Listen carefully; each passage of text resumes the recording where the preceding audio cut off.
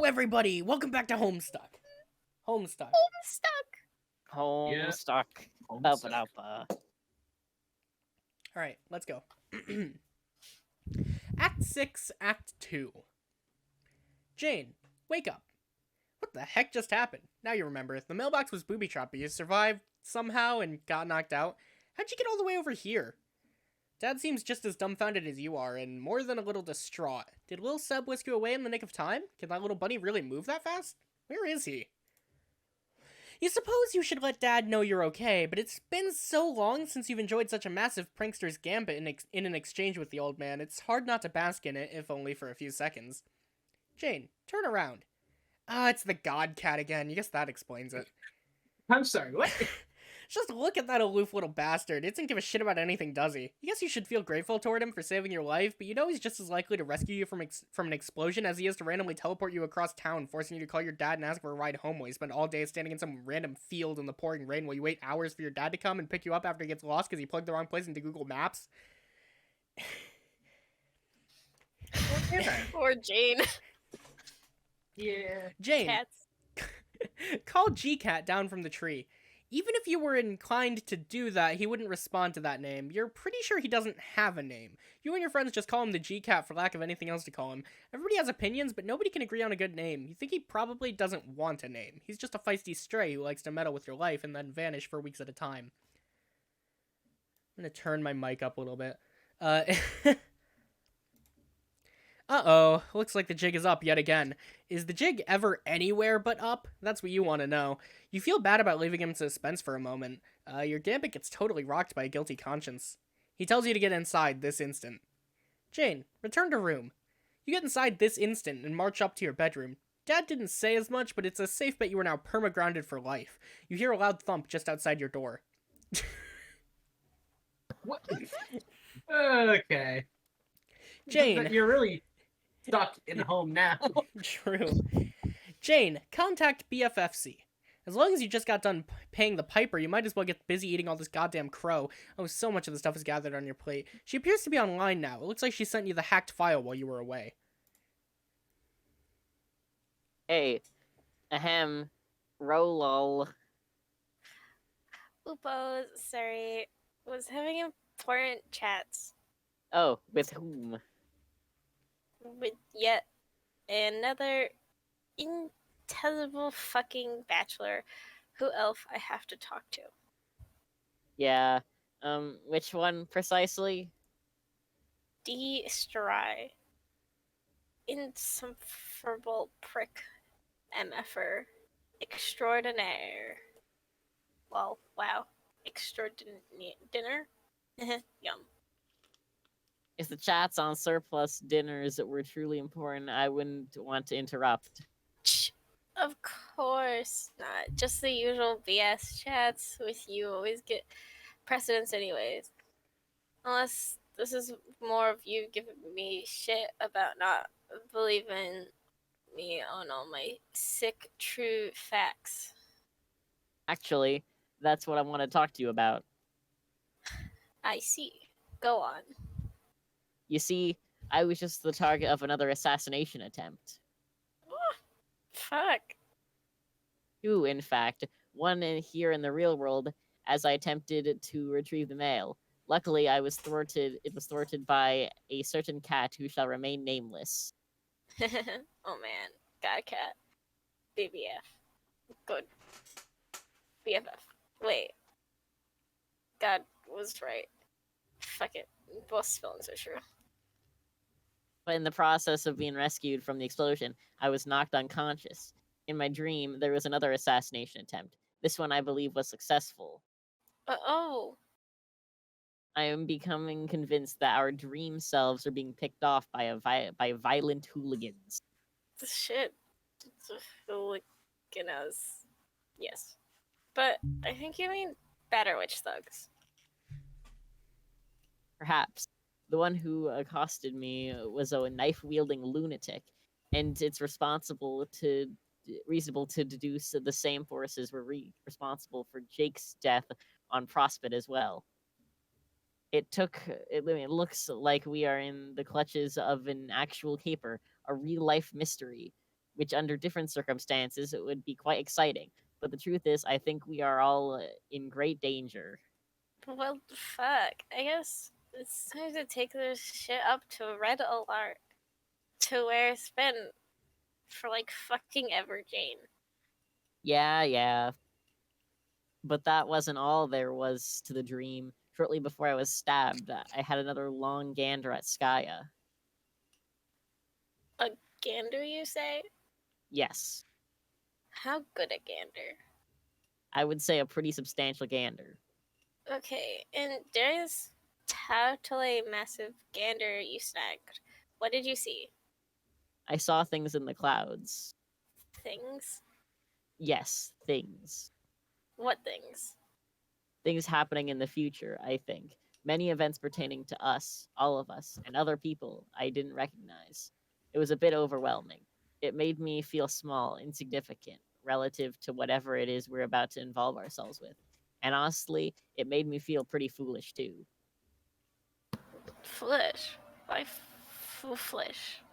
Just I began to wonder why I ever had the audacity to think I know much of anything about the world we live in or the journey we are about to take, or to think I could ever rule anything out. I have a feeling that whatever I saw, it means you've been telling the truth all along about everything, and I'm starting to feel like a complete idiot for doubting you. oh man. I've been one great big horse's caboose, and I think you are owed an apology. Do you think you can forgive me? Damn. You're making me feel like shit over here. Why? None. No reason. Just, hey, did you deal the game file I sent you? I did, and at this point, I guess I have no choice but to use it. I guess you were a step ahead of me yet again, Why? because the one in the mail detonated in my most recent assassination attempt. What? Oh, fuck, those hacks. The old exploding game trick would drop to such lowbrow shenanigans like that. So many sweet typos. Hmm. That which just makes me fucking furious. The tactic was quite underhanded, yes. Yeah. So what were you talking about again? Sorry, I just worked up over it. I don't blame you. Where we were, by my estimation, was a place wherein I was about to awkwardly attempt to swallow a helping humble pie, to somehow make it up to you for the years of stubborn mistrust. Hey, Jane, wasn't that a bunch of split infinitives? Hmm? Split. To awkwardly attempt to somehow make it up? Oh, Lol, so busted. oh gosh, what a doofus. You see, I clearly don't have all the answers. I really had some nerve challenging anyone on practically any subject. Don't beat yourself up too bad. We both know that the rule is bullshit anyway. You hold yourself to too high a standard, and those standards kind of leak out and start getting applied to other people, I guess, sometimes. You really don't have to apologize, Janie, or eat humble pip or anything. All you've got to do is maybe not be such a huge tight ass all the time. That's fair. But I would still like to make a gesture, even if it's one particularly motivated by self interest, seeing as I clearly have much to learn. Hmm? I would like to give you a free pass for a day. It is good for 24 solid hours of absolute credulity from your best friend. Okay, I'm waiting for you to say WTF you're exactly talking about. It means a starting now. Whatever you tell me, I will have to believe you. I promise. Oh, really? Yes. Oh. Are you there, bro? This is a dramatic pause. Calm your tits. Oh, exactly how dramatic are we talking here? Shall I go retrieve a magazine? Really?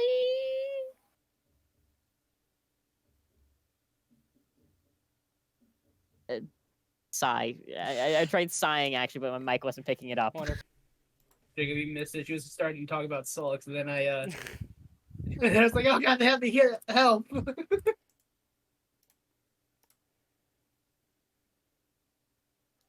then what do you want me to say for you to auto believe in? Everything, I guess. I'd like to get completely up to speed if possible.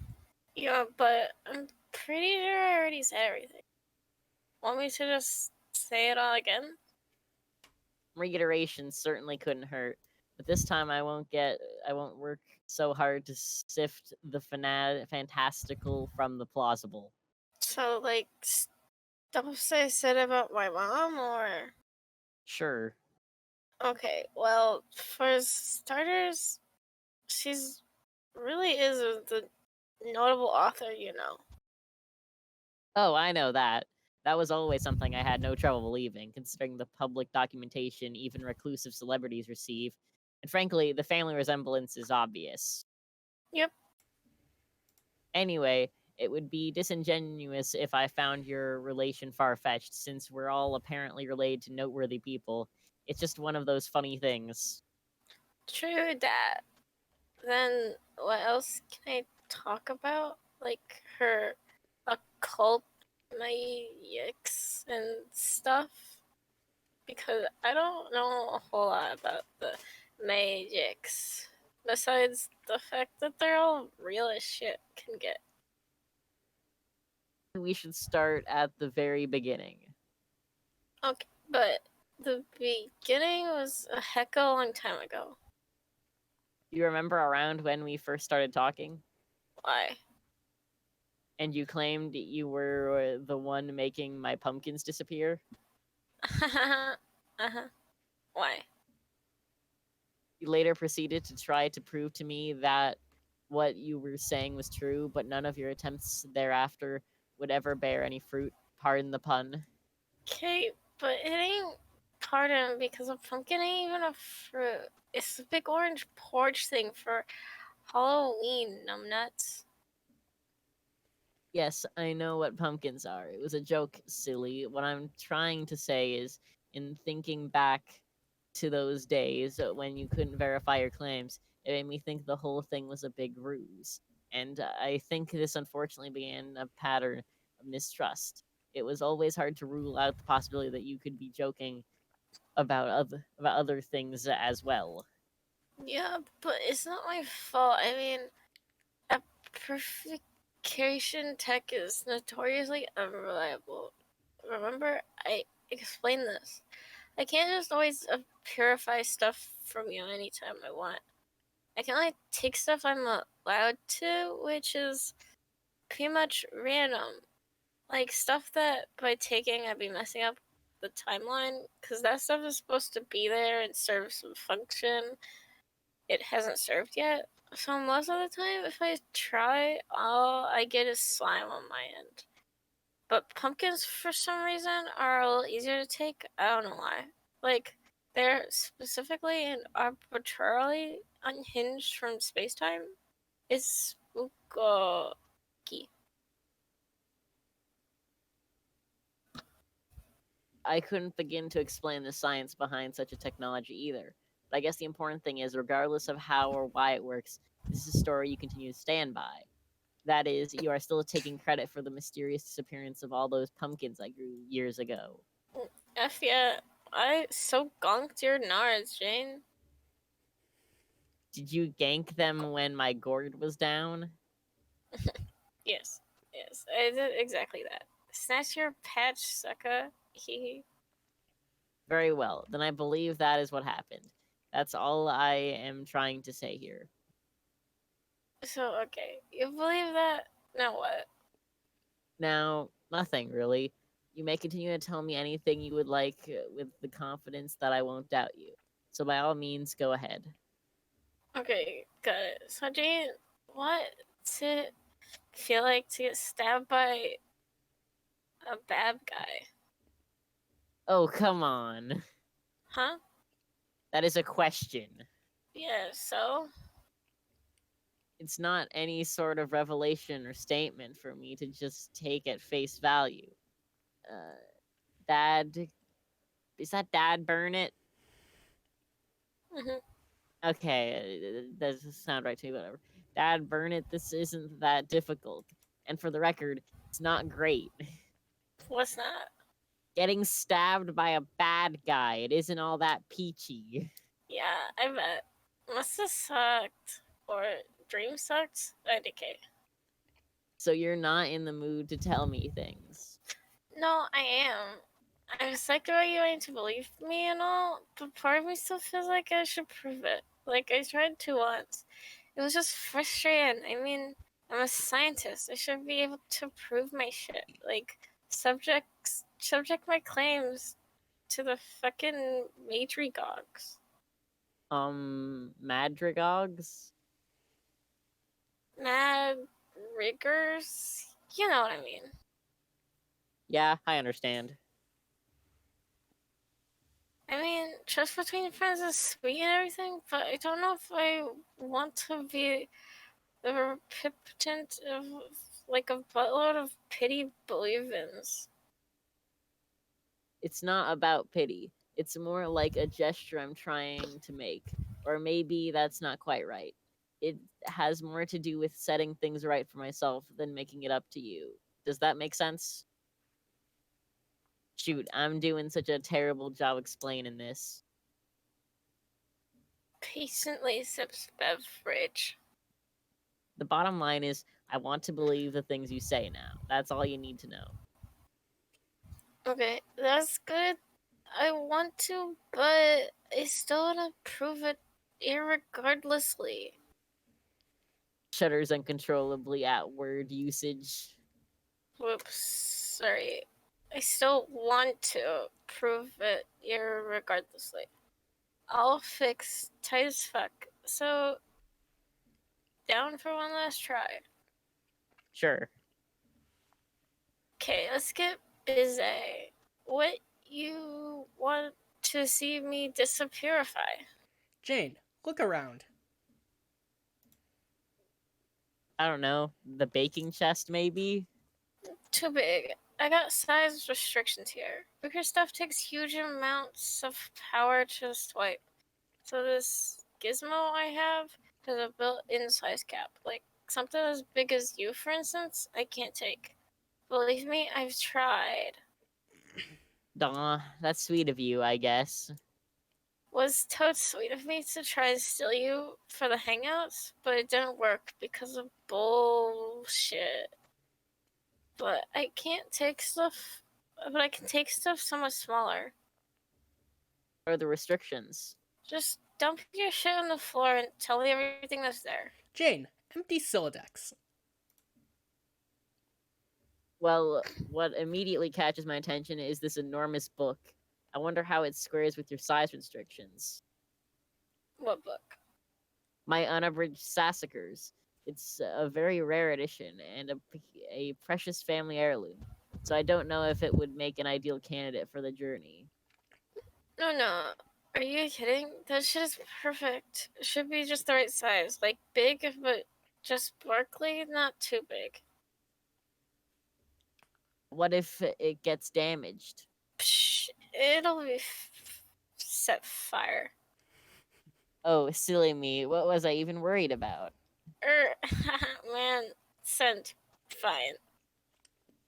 That wasn't even a Freudian slip. Dr. Freud just tripped over an errant phallus, tumbled down a flight of stairs, and broke his neck. Then his cigar exploded comically in his face. Jane, you're funny. OMG. Still lolling at that word boner I made. OMG. It was spectacular. But for real, I won't get your fucking joke book on fire, Jane. It doesn't even do that. If it goes, the worst kinds are wrong. Couldn't we send Wise Guy instead? At least it can be easily replaced. Jane.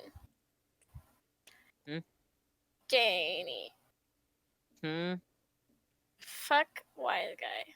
It's be so lame ass getting a pig book. God damn. Who am I kidding? I don't even know how to spell gig pig while sober. Could be sober as a church Christ and look at Guinea. I don't know. She looks intrinsically fucked, typographically speaking. So fuck that word and fuck those particular pigs. No, I reject your proposal that we fuck Wise Guy, whatever that actually means. Or for that matter, the spelling of any adorable rodents named after African nations. Yo, Mike Cavity can get it.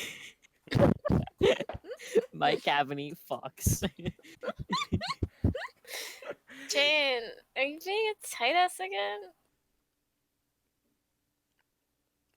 I don't think so. We talked about this. About what? About you being a tight ass.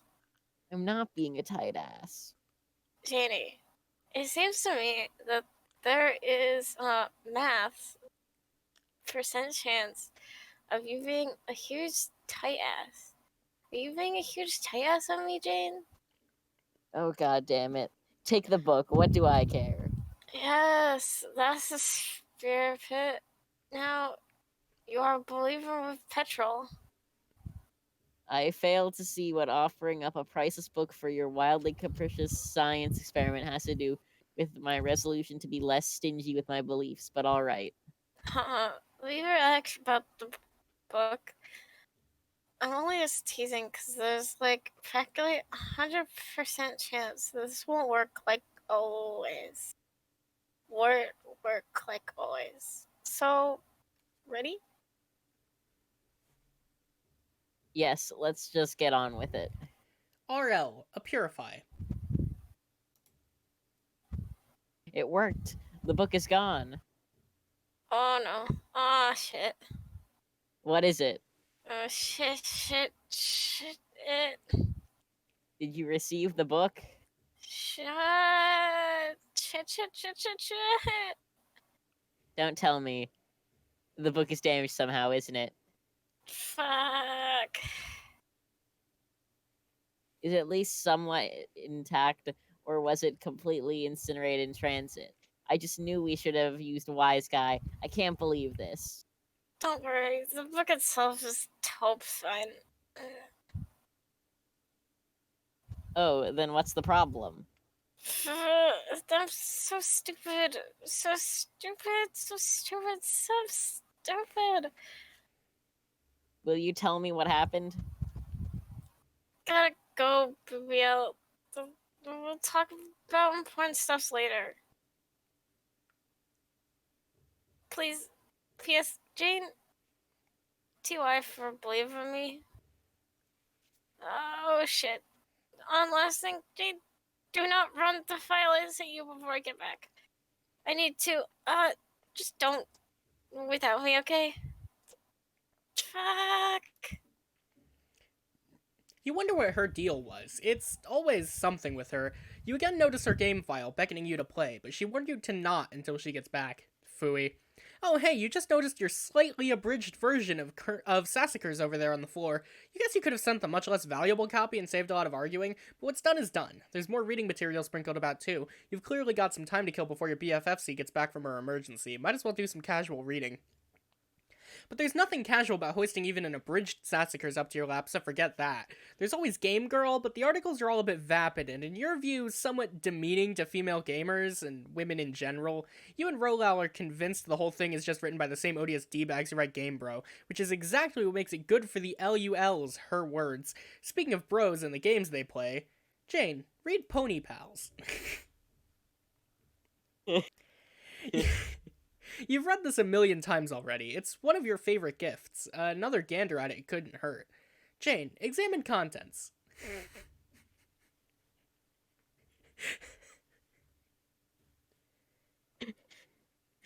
Come on, read it. Orange text. Fine. Or orange text. Amazing chapter titles. Potentially the TOC for greatest book ever written. But Betancourt shout out this nightmare instead. I don't want to read this entire fucking...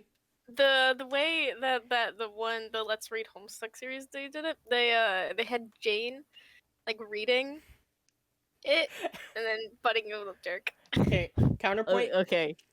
No. I can't put no. Official body count. Jane, flip to page 1. Come on, you gotta.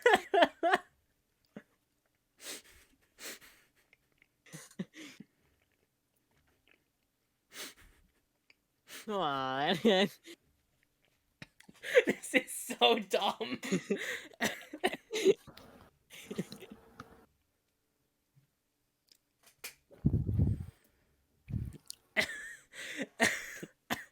Magic pony noose. Dumb name sounds like a product of speech impediment by imbecile. I want to point out. Barley. I want to point out the city of Pawnee, Indiana. There's more. There's a lot here. None of it seems very important. But it's funny. It is funny. We've been here laughing at this page for like 2 minutes. Go to the next page. We can laugh at the next page for another I'm 2 scared. minutes. He liked to play I'm scared shitless of my master. Jane, turn page. Oh. Acorn wasn't fucking around. Okay. Later, about halfway through the book, rather than see the gag through to the bitter end, Strider began pasting over entire pages of original text with his own completely rewritten version of the story while keeping all the chapter titles. His revision is a tough, emotionally draining read, but it's cathartic in all the worst ways possible. He tends to get carried away with his projects. Jane, just check out the file already. You try to distract yourself with Strider's literature, but it's no use. Your curiosity is overwhelming. Lalonde could be gone for hours, for all you know. Surely there couldn't be any harm in just installing the file, could there? That's an odd extension for a file. You don't think you've ever seen it before. Is it I can't see from here. Is that, what is it? Dot till death? Oh. Oh no. Jane, install Spurb client. It doesn't even seem to install anything. It just runs a small application when you execute it. Looks like you're one key press away from playing. Do you dare? Jane, press enter.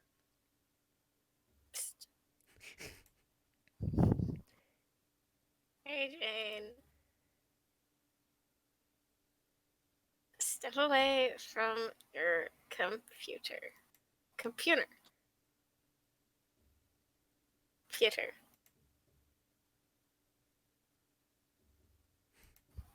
What? Yep, that tracks. It is a till death extension. Thanks, GCat. God, you wish stuff would stop exploding. Jane, answer D's try. I should probably warn you. About what? Yet another exploding game trap? Well, shit. She already said it. Yes, but to be fair, she warned me not to run it. That's weird. Why? She was probably just trying to protect me from the Batter Witch's latest assassination attempt. Sheesh. I can't believe you all finally got me saying Batter Witch, too. Who would have thought? No, it's weird because Lalonde was the one who rigged it to explode. It's a bogus copy she coded herself. The real game file she downloaded is totally legit. What? Really? Got it right here myself, checked it out. File's fucking clean as a whistle. A whistle that overcame a major substance abuse problem, trying to get its life back on track. The whistle is holding down a steady job now, it's taking things one day at a time. Eat a fucking dinner off that whistle. Okay, I'll shut up. Why would she do that? To accomplish exactly what it sounds like got accomplished. You narrowly averting the fake threat to your life, then getting your shit all hot and bothered at the Baroness over it. Then you abdicate your Eris throne or something and give up on this game as a big fuck you to the genocidal cake alien.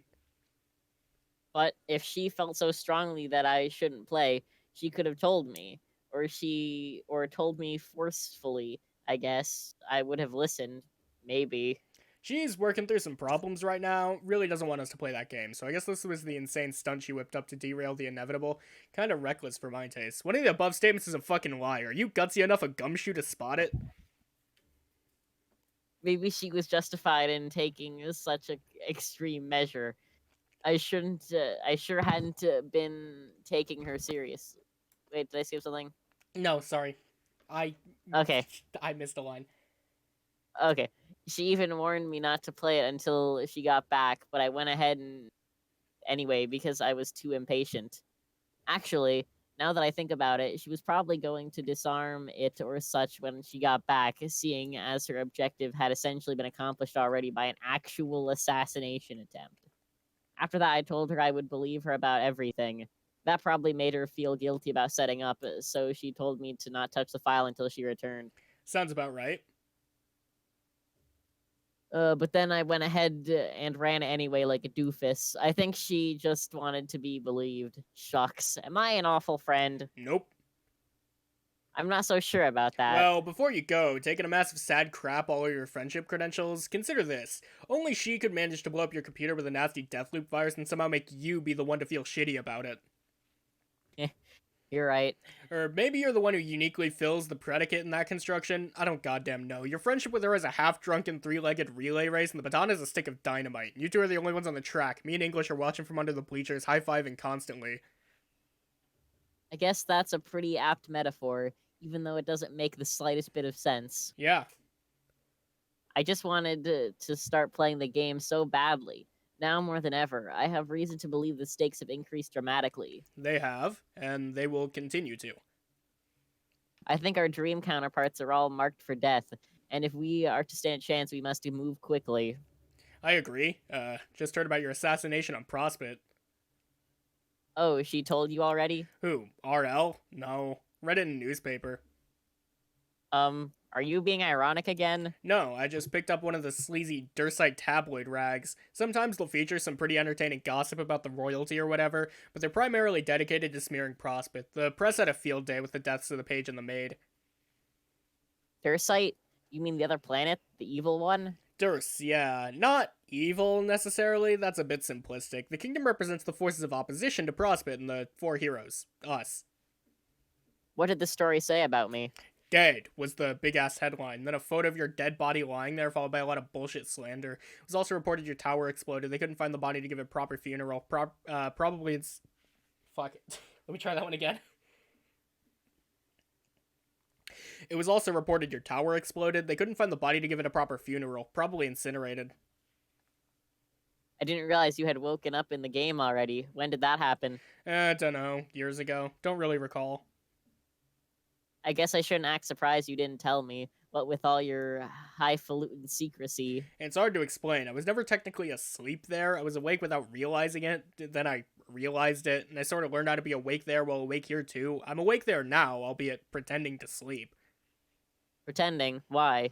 For one thing, it gets a bit distracting managing two alert bodies in different places at the same time, and for another thing, it's better to maintain appearances. Everyone on Durst believes their heroes haven't woken yet, though they're both rumored to be very active sleepwalkers, which is half true. She can't ever seem to sleep still, goes off wandering for days. Sometimes I gotta go round her up from some godforsaken cranny of the abyss, dragging her tipsy ass home, tuck her back in. Maybe I'll chain her leg to the bed if she doesn't wake up soon. Though in light of the recent assassinations, her slumbering attraction to the void probably works to her advantage. No one ever knows where she is. Still not sure I'm following. Why are you maintaining the appearance of being asleep? On Prospect, it seemed as if the people there regarded me and Jake very highly, like celebrated figures. Is it not the same way on Durst? No, it's essentially the same situation here. They glorify us the same way, almost like we're their purple pajama team mascots, even though they'll completely oppose our objective when all's said and done. Kind of ridiculous, really. But even so, I think it's better to lay low, not alert anyone to my alertness. That way I can sneak around and gather information, do some reconnaissance before shit starts getting real. In other words, read newspapers, get a feel for the word on the street and such, as might a detective? Yeah, among other things, like keeping an eye on agent activity. You mean secret agents? No, more like high-ranking officials. Judging from your knife wound, I'm betting you were the victim of the Archagent himself. She'd feel honored, I guess. Who's that? A guy named Noir, real nasty dude, crazy ambitious, loves knives. If we're gonna stand any chance of winning this thing, I got this nagging suspicion we're gonna have to take him down first. And a feeling that nags equally is it ain't gonna be easy. I guess I should find all that ominous. But I cannot lie, sir. Nothing you have said has made me one iota less excited to begin this adventure. Those dastardly agents can try to assassinate me all they like. I just want to get started. That's the most awesome way to be, Jane, and it's, again, why you'll be our leader. It's sort of. Right, still fixing to pull the strings for us, per your extensive puppet metaphor. Pulling them as we speak. I'm having little Seb install a real copy of the client on another computer in your house. A clean computer, not any of this BC Corp garbage you tend to accumulate. I'll have to insist from this point onward you employ neutral devices. That shit fucks with your head. Alrighty, I think I can make that concession. Once it's installed, I'll connect with you. I'll be your server player. I know this isn't what you were hoping for, but some improvisation is in order. While you get the ball rolling, I'll try to talk some sense to that mercurial booze hound. Sounds like a plan. I do hope she comes around. It would be a bummer to play without her. She will.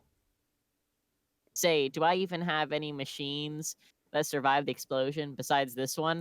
Do you even have any machines that don't inundate you with fucking hamburger helper ads and Guy Fieri's heinous propaganda? I guess not. Still, some nice things were surely destroyed. I think Detective Pony was caught in the blast. It's unlikely Acorn survived. A fitting end to a life of moral compromise. So, since I'm apparently out of neutral devices, which computer is Seb installing the file on? On your dad's computer downstairs, one in the study. Gotcha. My poor dad. He surely heard the explosion. I put him through so much today. Oh no. What? I just had a dreadful thought. The kitchen is just below my room. What if he had begun baking this afternoon cake when my computer exploded? I wouldn't worry about it. Maybe I should go look, though I'm a little afraid to. I think it'll take a lot more to kill that dude than a little falling debris, trust me. I hope so. The Crockers have something of a legacy when it comes to losing forebears in mysterious explosions. I would be so sad if I kept the traditions alive like this. The most you have to worry about is getting grounded back to the Stone Age. When you enter the session, it'll probably lock you up in a prison cell on Durst. Probably stick a huge safe in front of the bars for good measure. Now do me a favor and hop off the couch. Okay, what are you doing? Making room for something big. DS. Deploy. You watch D Stry deploy some sort of mammoth instrument onto your balcony. It's just as well he took over for Rolel. She probably would have destroyed half your house with that thing in her condition. But on the bright side, you're sure RL would have enjoyed a good knicker with you over the notion of DS deploying his mammoth instrument. You wonder what she could possibly be up to. While you're at it, you wonder what the deal is with this KG treatment of their names. D, Stry, Rolal, DS, RL, Strider, Lalonde. It's all starting to get a bit silly. Each of their full names has 11 characters, and you've been dancing around all but 2. Maybe it's time you were formally introduced to the last 2 characters. One of the last 2 stands in her bedroom. It is a young lady. Due to an incident involving a purifier, an unabridged Colonel Sassacres, and a perfectly white cat, she will not be able to assist her BFFC for some time. Due to her aggressive concurrence of all that takes place in Paradox space, this incident has not happened yet. But what has happened yet was this young lady's 13th birthday. It took place almost 3 years ago, and on that date, her placardum was engraved. It was engraved with 11 letters, to be precise, 9 of which you are already familiar with. You figure it couldn't hurt to take a peek at the engraving. You've been dying to get the scoop on those last 2 mysterious characters. Examine placardum. Hey, get that damn cat out of the way. Cat, move tail. Thank you, cat, who is probably Jasper's. The final 2 chromosomic symbols have been released from their fluffy, twitching prison. Examine room. Your name is Roxy. God damn, do you love wizards. You wish and hope they are real, and that so too is their magics and stuff. You enjoy writing fan prose for said magical men, but you think maybe it's not so great. You are, however, quite great at the esoteric sciences, such as ectobiology, dark fenestrology, and the delicate art of purification. You've tended to accrue dead preserved specimens from your experiments, little to none of which aren't feline. You aren't one to shy from a bit of gaming, particularly that's the sort well past its prime. You have a real soft spot for old school technology. it is fair to say most of your leanings are governed by a bent for nostalgia. Your coding cred is totes for dick, basically making you the hottest shit hacksaw bitch you ever knew, as deadly to the grid ass she is beautiful. You are known to non-seldomly employ a roguish demeanor toward the fellas, a habit not especially jeopardized by your non-infrequent inebriation. Which is to say, against the better judgment of one of your age, you like to dip into the sauce now and then, unless your mom is looking, which happens to be virtually never, and considering she has been known by the knowledgeable to be in possession of vision omnifold, this strikes you as a particularly stunning lapse in parental diligence. But you have good friends and many distractions to fill this void in your life. What will you do? Roxy, wail like an alley cat and blow bubbles in your drink. Roxy is not empowered to resurrect this crusty old gag template because all of the sudden, she is too busy being the other guy. We have absolutely got to peep the last 2 letters of this Max Chill dude's name on the devil fucking double. Examine placronym. Hey, clear out that stupid pony! What is this, some sort of miniature paddock? Pony, wake up. Thanks, Pony, who is presumably a tiny maple hoof for some reason. The final 2 diluvial symbols have been unearthed from countless crushing ounces of slumbering pony. Examine room. Your name is Dirk. Holy shit, do you love puppets. You possess the extreme dexterity to operate your false friends unseen. That is, when they are not preambulatory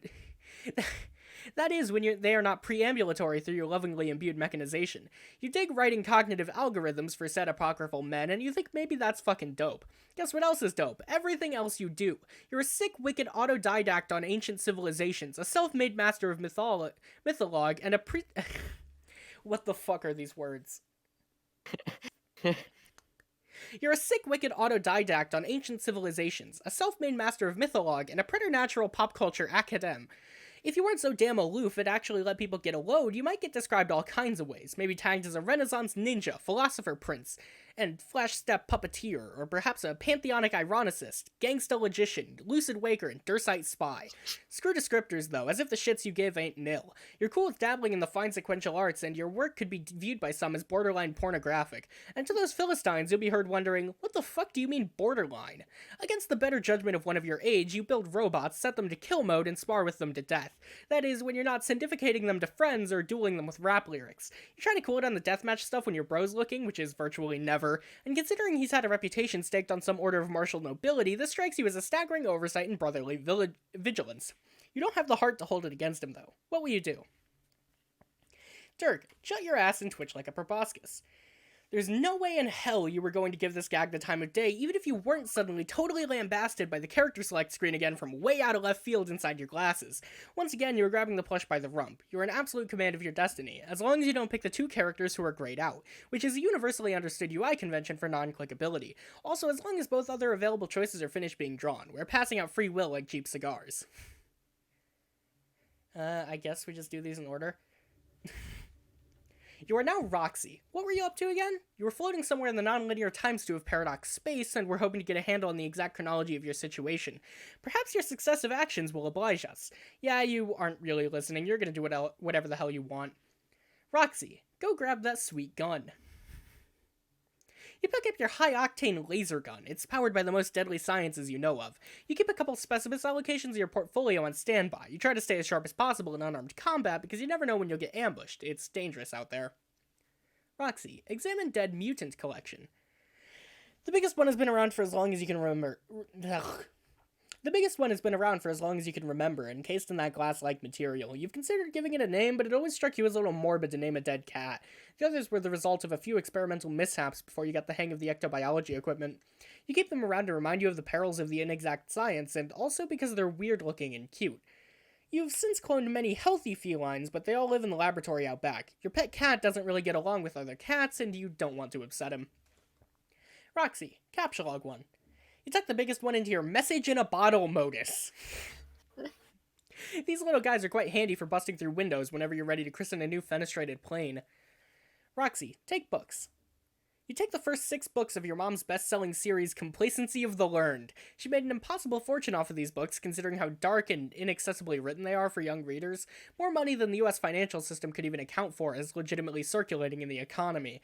Many suspected real-life witchcrafts were involved, which is what some believe discouraged criminal investigation into the matter. The feds were afraid, and the Baroness nervous. God, you hope that's all true.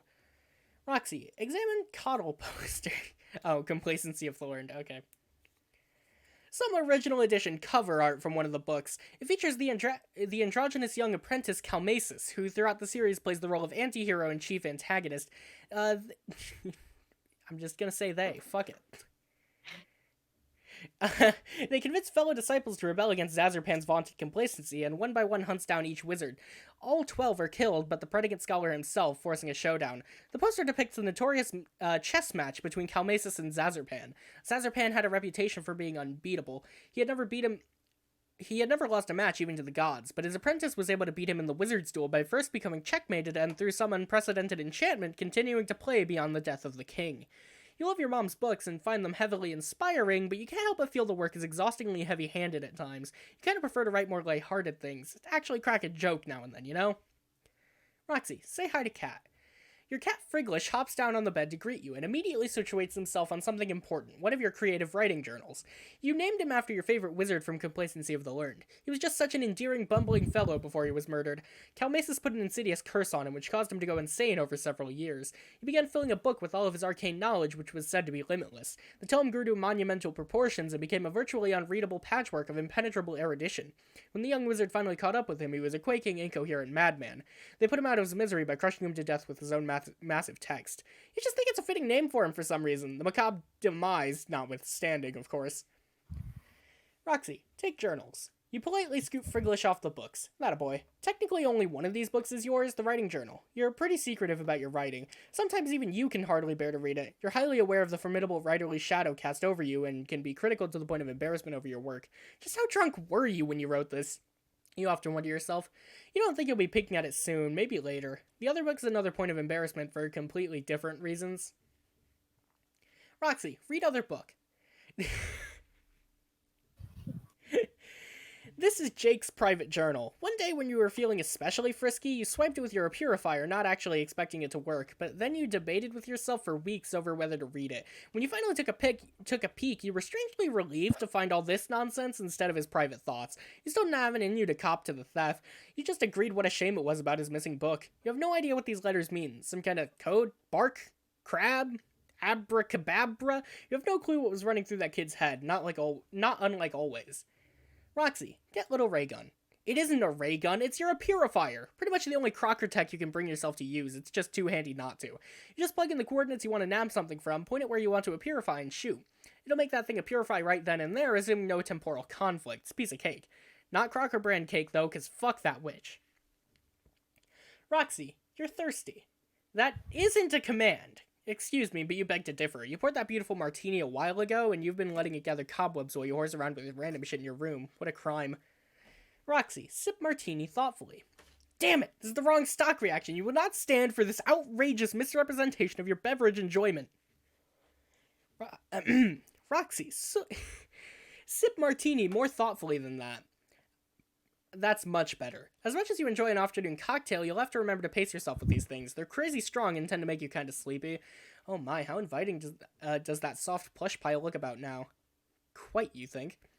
Roxy, examine plush pile. You like to ensconce yourself in this friendly heap when you play games. Gosh, it looks soft. Your eyelids are getting heavy. Roxy, succumb to unfathomable booze snooze. Uh-oh, there you go a-wobbling. Look out below. Roxy, blackout. Nap time. Roxy, sleepwalk.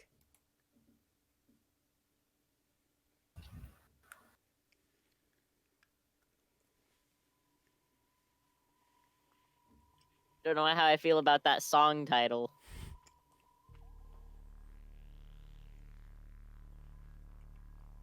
I want a fight scene in one of these animations to take place on the Durst, letters.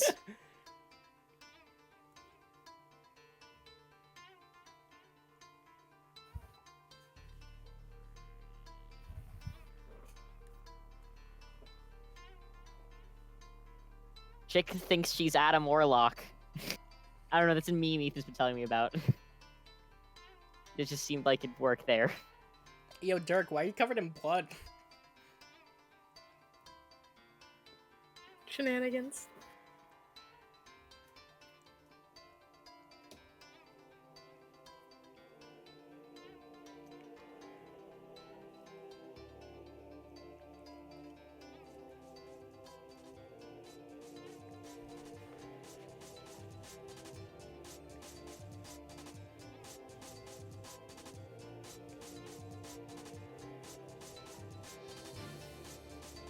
Wait, what? What Is are that they there? Equius? Wait, is that... Wait, Huh? wait. Is this a dream bubble? Equius is very much dead. And 2 Aradia bots?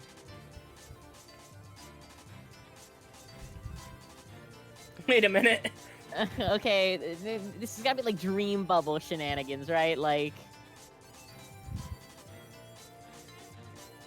Yeah, I mean, she wanted like dream bubbles. I think he's That's- Terezi down there.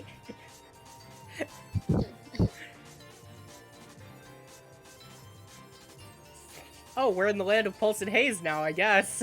With the Uh, T. There's Karkat nothing in a about god tier outfit, by the way. Yeah, okay, I think They're this both is... dead. That's not great for Karkat, but yeah, this is probably like dream bubble shenanigans.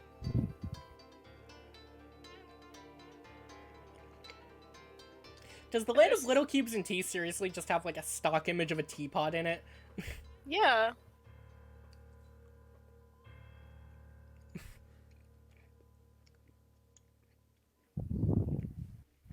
Wonderful, okay. Roxy, wake up. What the heck was that all about? Oh, hey there, Friglish. He greets you with a sly conspiratorial purr, almost as if he was privy to what you dreamt. Which is impossible, of course. Looks like some dude has been badgering you while you were asleep. Roxy, answer. Roxy, awake yet? I guess not. Let me know. Well, damn. Hey, Dirk. Have a crazy dream. Ah, there you are. I see your dream self hasn't returned. He must be tying one the fuck on tight already. Maybe I am like above ribbon on a beautiful pony. Man, how can you be this much drunker than last time we talked? What the hell are you even drinking? Okay, but to be fair, beautiful was an intentional typo for your benefit. Cause I know you loves the pose. It's a beaut. So you spy on me in Dursville again? Yeah, Fucking perv. Like what you see there? I see precisely jack shit and a side of fuck all. That's the point. You got too sauced up and went rogue again. You're out there in your weird drifting stupor, independent of your waking self's awareness. You gonna go after me again? Get on your hornsy, gallop me home like Prince Charming back to Swoon Kingdom? OMG, blush, blush, blush. Nah, and thinking it over, it sort of relieves, simplifies things somewhat. It's better you stay out there for a while. There's been a problem.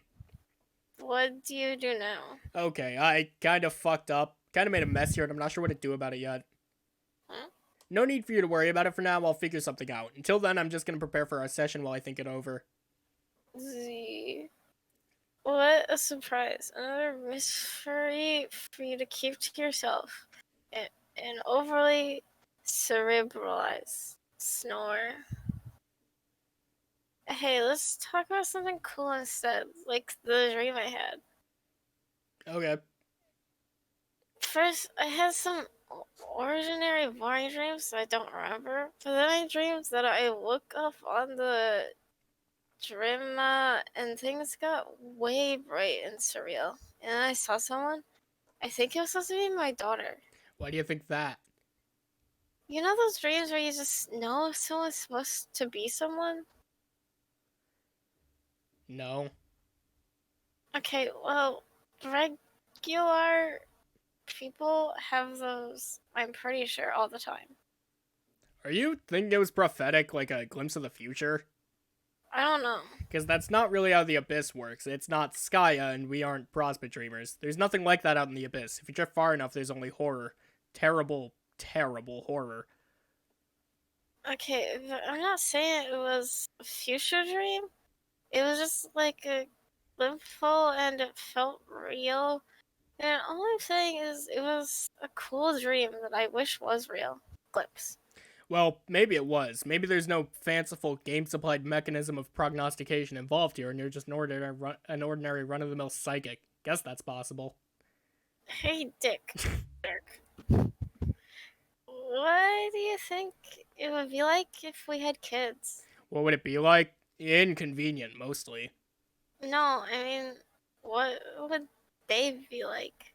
The kiss. You ever think about that? Can't really say I have. You know, for an eccentric guy, you can be boring as fuck sometimes. Sorry, Rox. For what it's worth, I'm picturing them now, a boy and a girl. Two perfect little freaks in nature raised by people who've clearly got no business bringing up anybody. Shucks, Buster. It's just a fun little hypothetical to daydream about. Why do you need to suck the fun out of shit? Like some turd hungry Dracula. It's not like I'm lobbing for you to hook me up with the whole mess of fucking babbies, or that's holding onto any such delusion that's even a remote possibility. Let's sigh. Was sign? Yeah, let's sign. You heard me. Do you mean Lesai? Nope. I'm gonna stick with let's sign. Going down the ship.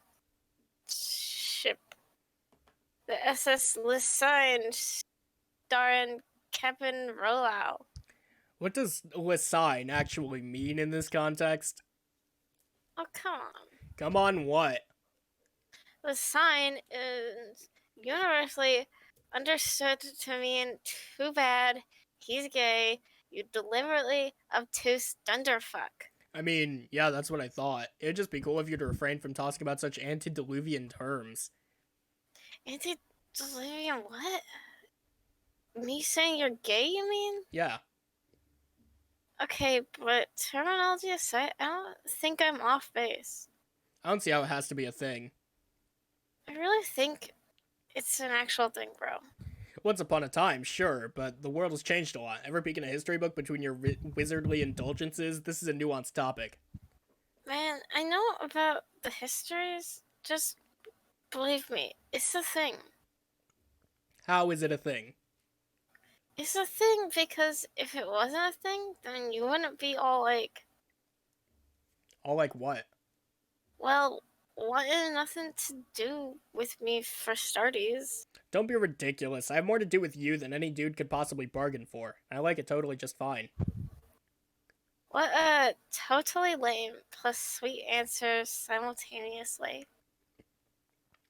Yeah, now maybe we should direct our focus on a matter which has nothing at all to do with what does or doesn't qualify as a thing, or what our fantasy alt-universe offspring would be like, or anything like that. Such as this game, and whether you're in the best condition to be piloting Jane's connection. Maybe you could use another nap. My condition's just fine.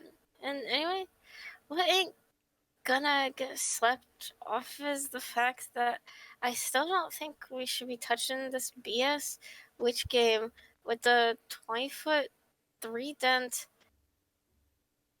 We both know her plans need us to. I know that, but I thought we settled this.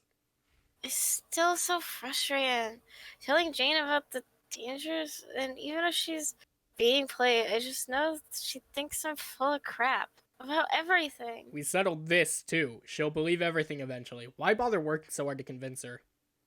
Well, I don't even do that for the most part, but it gets tiring and saddening knowing that even when we're not actively talking about it, that my best friend can't bring herself to believe some really basic things about my life, like the shitty things the Baroness has done to us, or about our upbringing. Like, do you know how miserable it is for your BFF to doubt you when you tell her your mom is dead? I guess. It just registers for me as a reaction, which isn't completely unreasonable from her perspective. She's inundated with media coverage of those whom we've claimed as our parental figures, that they are not presently alive nor ever played that role for us as she understands it is just an extension of a much more elaborate and far-reaching explanation, which is much harder for anyone to digest in its entirety. Well, anyone who isn't Jake, I mean. Still, say you should cut her some slack. I know. And need I remind you that the potential this game provides for the resurrection is what motivated you to investigate in the first place. No, I remember. I told you a million times. Shit sounds like it could be the best thing ever. Where an Ever's caps is heck. but also that no matter how awesome it might be, it's probably gonna advance all the schemes of her condescension. Right, but if we can stop her, Part of me doesn't even want to give her the satisfaction of starting up at all. Like, if we didn't, wouldn't that wreck her shit just so hilariously? So many LOLs. I must be art of counting because I'm barely racking up a single goddamn oh laugh out loud at that self-defeating gesture. No, but it would. And for all we know, starting up is playing right into her claws. Could it be a trap waited for Jane the moment she enters? If I stop her from playing, maybe I could at least give her a chance at a future. But there's no future on Earth for them, or for us, for that matter. Don't know that for a fact, but anyway, I kinda already made the bogus file for her. What? Why? To scare the shit out of her. Make her learn to fear and respect the fucking hag like she should. And then maybe we could drop the whole game meetup / resurrection idea all together. Sweet though it may be. Rox, I hope you're not thinking about sending her one of your batshit till death scripts. On that subject, I am Zipper Lips. Zipper Pips. Miss Zwipper Pips, the amount of sense you haven't been making is unfucking real. Just go take a nap. Don't even think about sending her that file. Are you listening? I will take what you say under serious advancement. Wonk. Jesus. Dirk, when did you stop being any fun? What? It used to be you'd get a kick out of a slut like that stunt. Man, you know I'm down with insane stunts. Insane stunts are practically all I'm all about. As long as I actually agree with the purpose they're intended to serve, destroying Jane's computer and dissuading her from playing is not such a purpose. I bet your responder would agree with me. Why can't you be more like him? I am more like him. I mean, more like him. You just misspelled more, causing me to suddenly understand Jack everything. He's more in touch with his feelings, which is just makes me elf my FA off since he's a Bobob. Bobob? And he can actually loosen up sometimes. Kind of like you used to could. I used to could.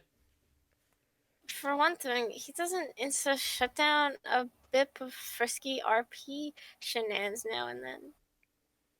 Yeah, I kinda wish you wouldn't do that with him. Why the F not? It just seems a little tawdry and disrespectful, and vaguely exploitative of a still emergent cognitive entity whose perceptual frame of reference is difficult for us to comprehend. Oh, come on. He's cool a guy, just like you. It's just he lives in some shades. It rubs me the wrong way is all. Oh, do you want me to rub you the right way? Not really. You're overblowing this. It's just an ironic, funny thing we do sometimes. Come on, I'm sure you read the transcripts yourself. It's all a lot of jokestery B shit. He blocks me from being able to read transcripts sometimes. Oh? Wow, he does? Sneaky bastard. And anyway, I'm really not sure how ironic it is. Okay, next time I will run it by the master first. With his fancy fucking ironometer. Okay, here's the thing with the AR, since you still don't seem to get it. He's very similar to me in thought process and behavior, yes, but those patterns were imported from a 13-year-old version of my psyche and then sealed into the program as starting parameters. In the years since, we've both evolved somewhat. I, as humans tend to, and he, in whatever way is natural for a frequently running, self-aware application. So if there are differences between us, they're first reflected by what I feel is a maturity gap, and then further by several years of minor behavioral divergences. OMG. He's 13-year-old Dirk? Why did that not occur to me? That is so cute. It makes me feel kind of skeevy for saying anything lascivious at him. Damn it, you ruined everything. You're welcome. Yo, you guys realize I can hear you, right? Yes, I was aware. Check out all these complicated fucking problems people have when they have to live in big lumbering flesh monsters instead of a sweet pair of shades. Dude, do you think you could sit this one out for a while? This conversation practically doesn't even concern you at this point. It seems there is some gnarly crooked number that represents the percentage of probability you just said this doesn't concern me, even though it's patently obvious that half the conversation, like, way totally concerns me. Shit, Roxy, look, he's doing the thing where he ironically pretends to fail the Turing test to sass me into submission, even though I was the one who fucking programmed him to do that. Oh, if they off, like, my butt, it's just there on the floor. Is how hard I held it off just now. Not peeking out of the floor, bud, because I'm only 13 years old, motherfuckers. This is fucking dumb. I'm gonna leave both of you to interact however you want. I have important shit to deal with and actual responsibilities to take seriously. Roxy, go nap off your drink or aggressively wage another flirt LARPing campaign. Whatever, I don't care. Just don't send that file to Jane, okay? Roxy, flirt LARP. Oh no. So, looks like it's just the two of us. Looks that way. Fancy that. Guess I can go back to talking in orange. Why, yes. You should slip into something more comfortable. Well, I pour you some Arobo wine. We have much to discuss. Tense fingers together with sultry cunning. Actually, I think I like the red better. Okay, I can check the cellar. Might have some choice years left of the Pin Pot Noir. I don't doubt the choiceness of those pin pots, but I'm not really here to screw around. There's something important to talk about. Aw, dang. Jane's after me. Oh, sorry, bro. It has to wait. Can't leave Janie hanging. Alright, but just so you know, I think Dirk is probably going to make some sort of formal romantic overture toward Jake today. What? Wait, really? I've been crunching numbers all day on this. The percentage of probability is simultaneously bananas and through the roof. A complete disgrace of tropical fruit erupting from the peak of an unassuming domicile. Oh my. How do you know? Because I've aggregated thousands of subtle clues indiscernible to primitive human neurology and ran them through my determinative infatuation engine at the astonishing speed of information. And also because I'm pretty sure it's what I would do if I were him, which is literally the case. And also because he kind of told me, I guess. There's that. Well, this should be interesting. Did you tell Drake or... Not specifically. Man, does he even know how he feels? Well, the part is totally under siege from all sides. He knows well enough. I've badgered him with enough insincere solicitations to paint a pretty striking portrait of my cognitive progenitor's inclinations, even if he wasn't able to pick up on such hints from the man himself, which strikes me as statistically implausible. That's not even me just spewing more ironic AI bullshit. I was never that clear on that. Are you, like, both crunching on him? Or is it real for him and ironic for you, or... It's complicated. No shit. Says the robo-clone of the guy smitten with the guy everyone else smitten with? Including said Robob clone, maybe? Hey, can we hold this thought? Have to answer Jane in. Yeah. Roxy, answer Jane.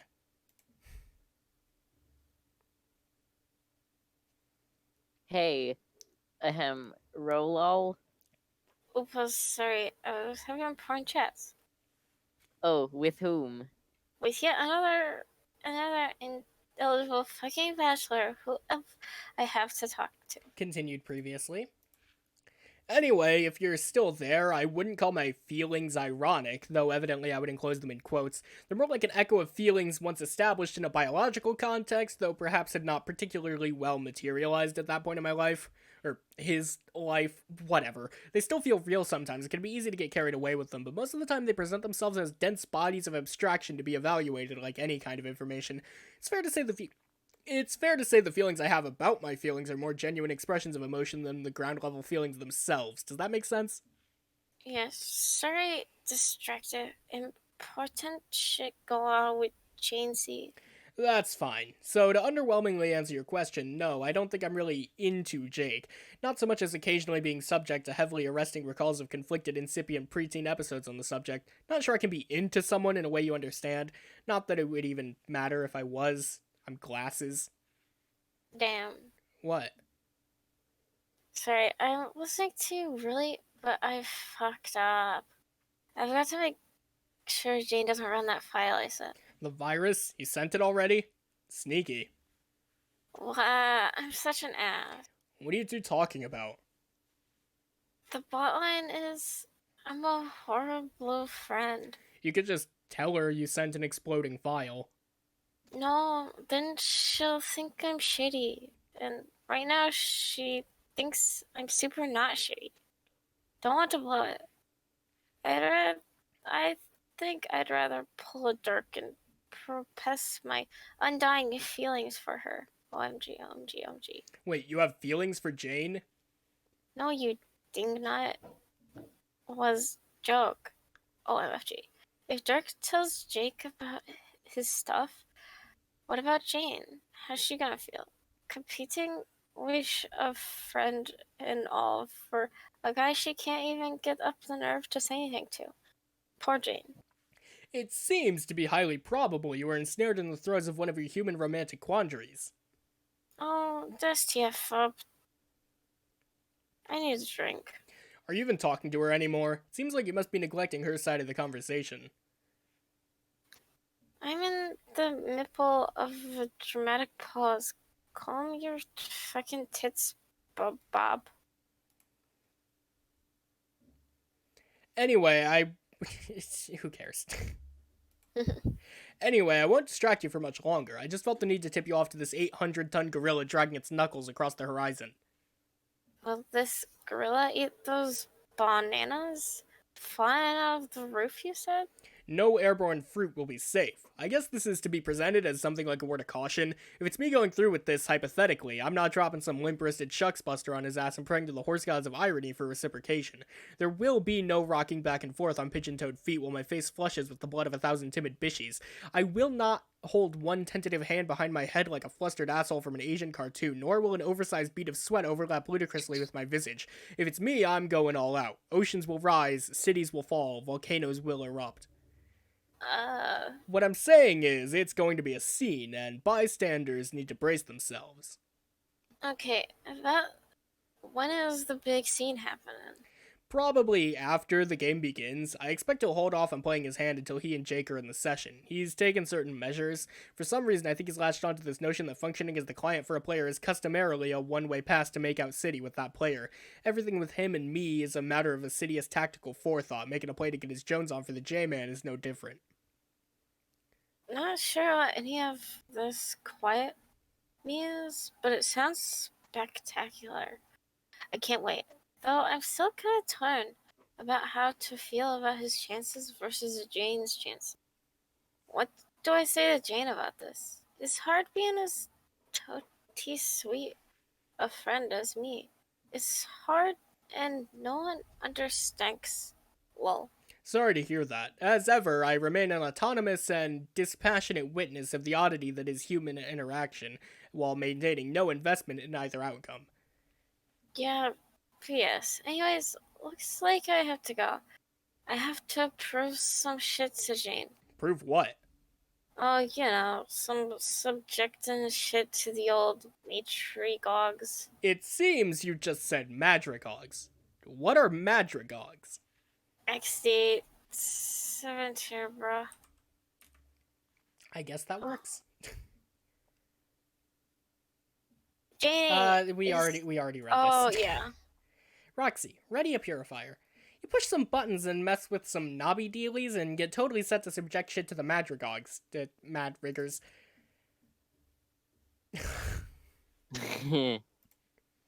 Oh no. Roxy, aim. Roxy, a purify. Oh god.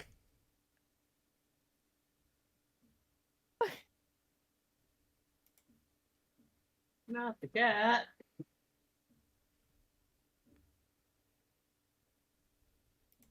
Later, there was a cave-in. Uh, again, we already read this. Continued tragically. Roxy, take book. Yep, he's dead. Totally sassacrushed. You just know that julep-guzzling bastard is scrambling up his echelon as we speak, chuckling to himself while he fills his pockets with ill-gotten boon dollars. Go ahead, old man, laugh it up. You guess you'll have to do something with the body now. Maybe a funeral? That sounds like the perfect way to say goodbye to an old friend, but the environment outside isn't particularly hospitable for a burial these days. It also sounds kind of depressing to host a funeral by yourself. It's probably best to just send him back to where he came from. Years ago, when you were exploring this lab, you found a machine somewhat similar to the ectobiology equipment. Without knowing what it did, you activated it, and out came this friendly cat in a handsome little suit. You still aren't sure where he came from, though given the timestamp and coordinates on the machine, you have a feeling he belonged to your mother. If that is true, you feel bad about stealing her cat, let alone killing him, but you could never bring yourself to send him back. Until, now, of course, she would probably want to know what happened to her disappearing cat, even if it meant discovering him dead a little while later. The device uses huge amounts of power. Its entire power supply was almost fully depleted using it the first time. You've stockpiled as much as uranium as you could for using another test run. Looks like this'll be it. Roxy, take cat. Oops, Silodex is full. Gotta swap it with something. Probably as good an excuse as any to break in a new fenestrated plane. Roxy, retrieve mutant kitten. You swap the bottle with one dead cat in it for another. You often use this little guy to break in the planes like an intrepid test pilot. Not while it's in the bottle, though. That would be ridiculous since the bottles are sort of just an inventory abstraction. You have to break the bottle first before you can get serious about breaking some glass. Roxy, break bottle. Roxy, clear some space. You need to get this bullshit out of the way. You can't work like this with everything jammed down there in the corner. It's bad enough you're hammered. Roxy, break some glass.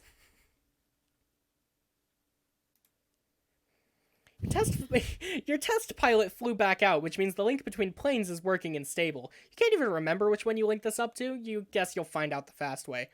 Roxy, jump in. From the perspective of anyone observing the two windows from the outside, transport looks instantaneous, but for the traveler, there's always this gap of void between them. In your experience, the more significant the journey between the planes is, the wider the gap. This one is small enough to be negligible, though, probably because it leads to somewhere else in your house. You've set up a bunch of these as little shortcuts to places around your house, as well as some places nearby, like the lab. It's a convenient way to hop around, though isn't without some risk. You're still not sure what happens if one of the planes loses power while in transit, other than objects predictably getting sliced in half if they're straddling the plane when the plug is pulled. You haven't come up with a good way to observe the consequences from the inside yet without using yourself as a guinea pig, and you're in as much a hurry to try that as you are to look up the correct spelling of guinea pig, because seriously, fuck those particular pigs. Gotta love the problem sleuth reference. Roxy, land already. When you're quite through with that tomfoolery, you find yourself in your household's observatory. You keep it very cool in here and use it to store pumpkins you've purified from around the world, especially from Jake. That guy's just stinking rich with pumpkins on his dumb tropical island. It would never occur to you otherwise to be so grabby with pumpkins, but they just happen to be the most easily purifiable vegetable on the planet, for reasons that make no sense. It's not like you can just stop swiping vegetables. You've got your own mysterious reasons. Hey, look, incoming message. Roxy, answer.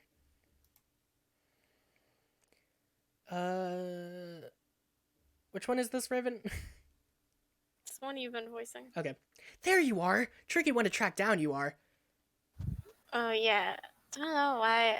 I've been right here, goofing around for hours. Oh, no doubt. Me thinks it has less to do with your actual whereabouts as it does with your virtues as a hero of Void. Okay, but you never say what stuff like that means when you say it, though. Is this more causal spoiler shit? Okay, that one actually does say casual. Oh, it does. Casual spoilers shit? Causal, and yes, somewhat. However, with these spoilers by their nature, the more time that passes for you, the less relevant it becomes to guard their secrecy. As you approach your entry, details I've obscured will become more plainly evident, so I see no harm in loosening my tongue on certain matters the closer you get to the appointed hour. So you're saying I have, like, these magical void powers? Yes. Sounds like kinds of shitty important powers to me.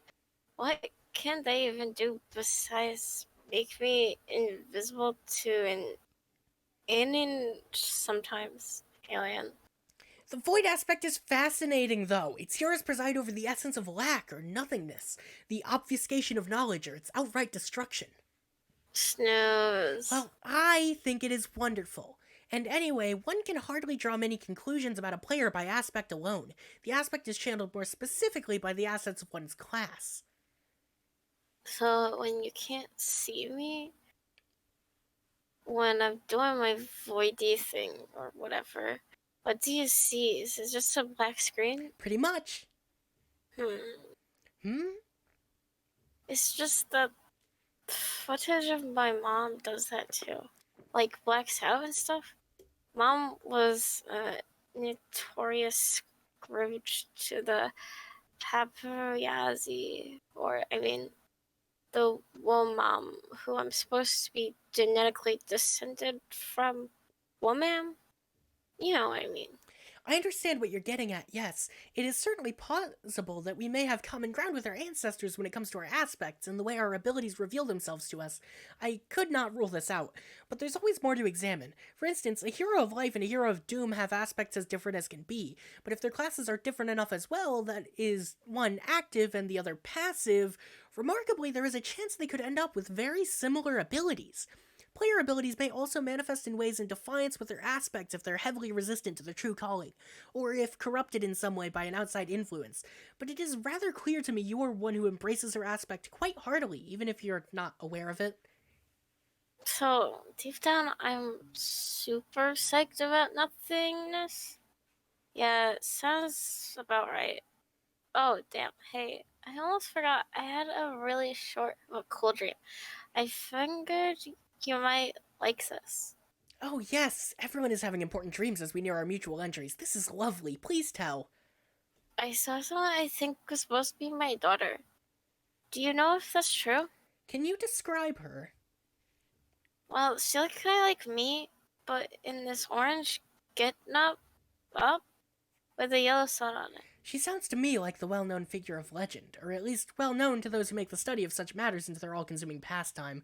I believe you saw the Seer of Light. So, okay. Let's say she's deaf then does that mean she's not my daughter or spoipers?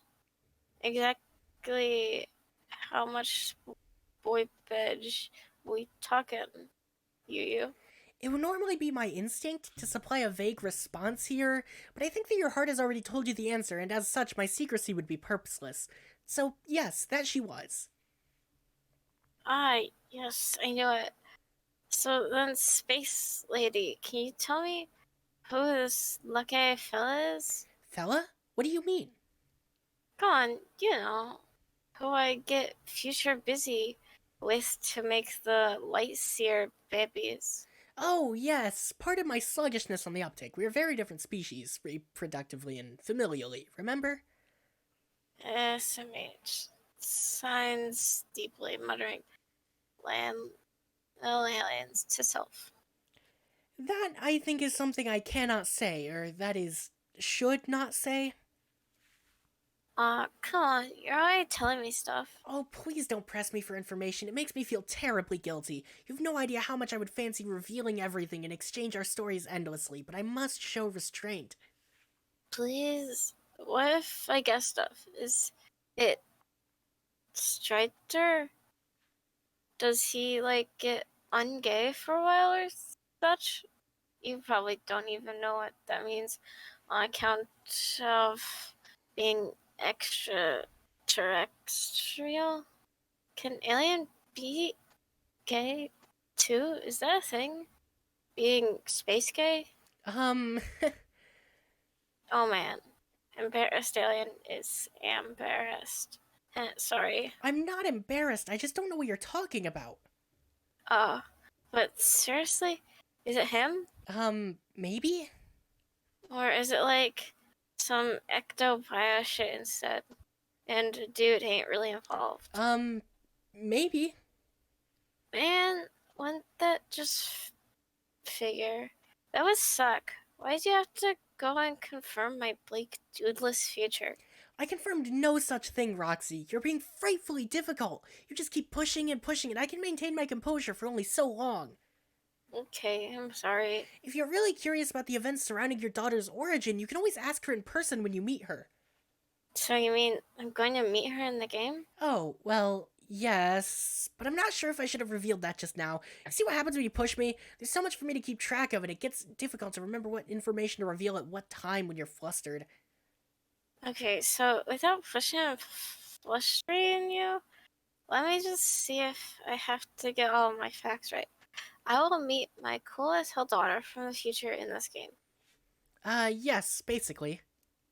And I will also meet my mother in this game. Yes. And the game will let me resurrect her from the dead. That's what I'm gonna do. The game provides a mechanism for the revival of the deceased, yes. It is called a kernel sprite, and you are free to gather remains of any dead party you choose, to revive that individual in the form of a sprite. The sprite will then serve as a helpful spirit guide on your journey. Yeah, but you cleverly dodged the cue. That's how you say it works. But will I do that? I believe I was very forthright in my answer. If you play the game, you will meet your daughter. If you play the game, you will meet your mother, too. Simple as can be. Narrows eyes with drunken suspicion.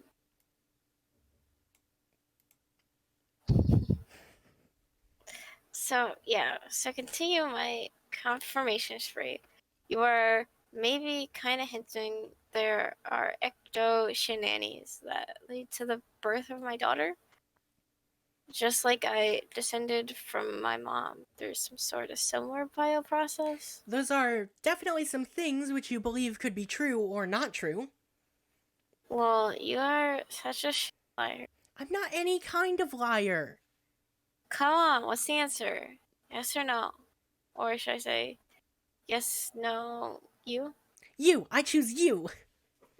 Ahaha, you love yous. I do love yous. You're silly. Silly and cute, and bad at lying. But I really don't lie. I'm not deceitful by nature, but in order to protect the integrity of certain outcomes while still being helpful to you, I guess I'm learning the art of deception through honesty? Which, as it turns out, as well intended as it may be, still comes across to a savvy lass like yourself as just another kind of what the fuck? As just another kind of equivocation, though I guess I shouldn't be so startled that a rogue of Void could bewilder me, so Void players are said in text to have a way with flummoxing even those with plans beyond mortal understanding, and I'm far from anyone like that, just a girl who wants to help. Yeah, you know, the most confusing character in Homestuck, Equius Zog. It's pretty weird.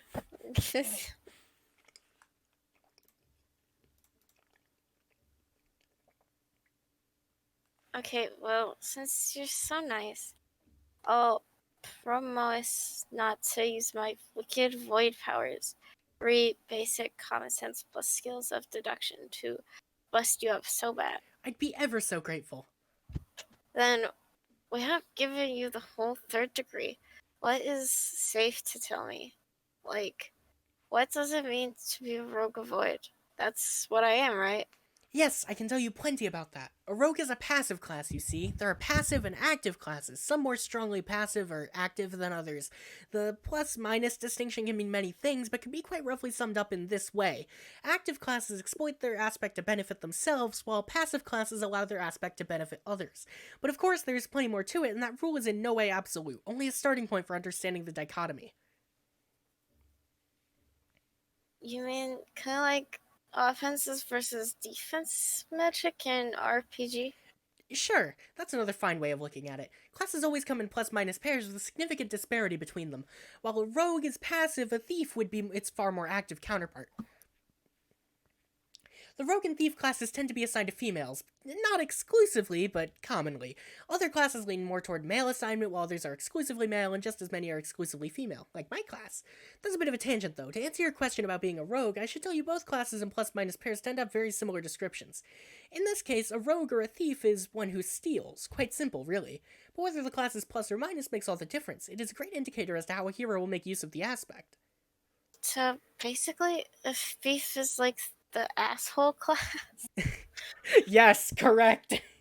Yes. A player who says step off shits mine, suckers.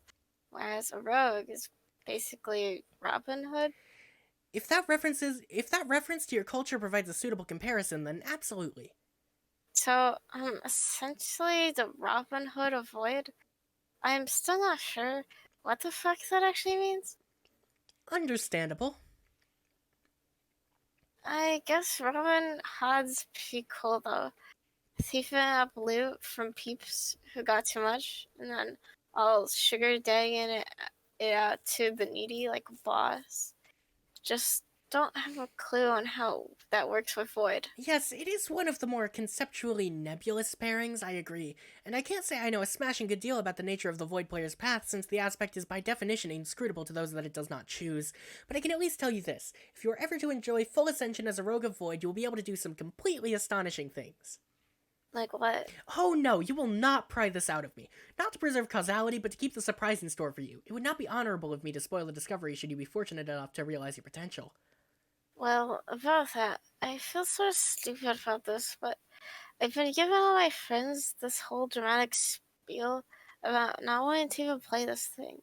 And I might have fucked stuff up already. Is that so? It's so. And I guess I still haven't decided what to do. There are props and cons to both things. Would you mind listing them? Okay, either I don't play and I get this kind of passive aggressive revenge at the witch for killing my mom, and thereafter keep staying here being lonely. Or I do play and the scripts are as follows. Sweet powers for me, check. Try generational la and family round and check as fuck. Meet all my friends, hecka check, and some other stuff. All fine points. Is there nothing I can do to make the decision easier? Nah, but thanks. You already have anyway. I'll probably play. Wonder if I could tell D-Stry without looking like a waffle ass chump. What's a waffle arse chump? Is it Earth cuisine? Well, no, it's just a shithead. This doesn't matter though. I can't play it till I go deliver this dead cat back in time to maybe my mom or something. That's another statement that doesn't make a good deal of sense to me, but if it is important to you, then Godspeed. I'm so pleased to hear you are leaning in favor of participating with the rest of us. I promise we'll have a ball together. Now, I have a busy schedule to keep up with, so I must go. But please, remember, you can always contact me if you have questions. Don't be a stranger, love. Ta! I just realized it says cheering. That's cool. Roxy, proceed to lab. You're fairly sure this window will take you to one of the windows you've set up in the lab. There's more than one way to find out if this is true, you guess, but there's only one way that involves what the inebriated do best, which is falling down. Roxy, descend.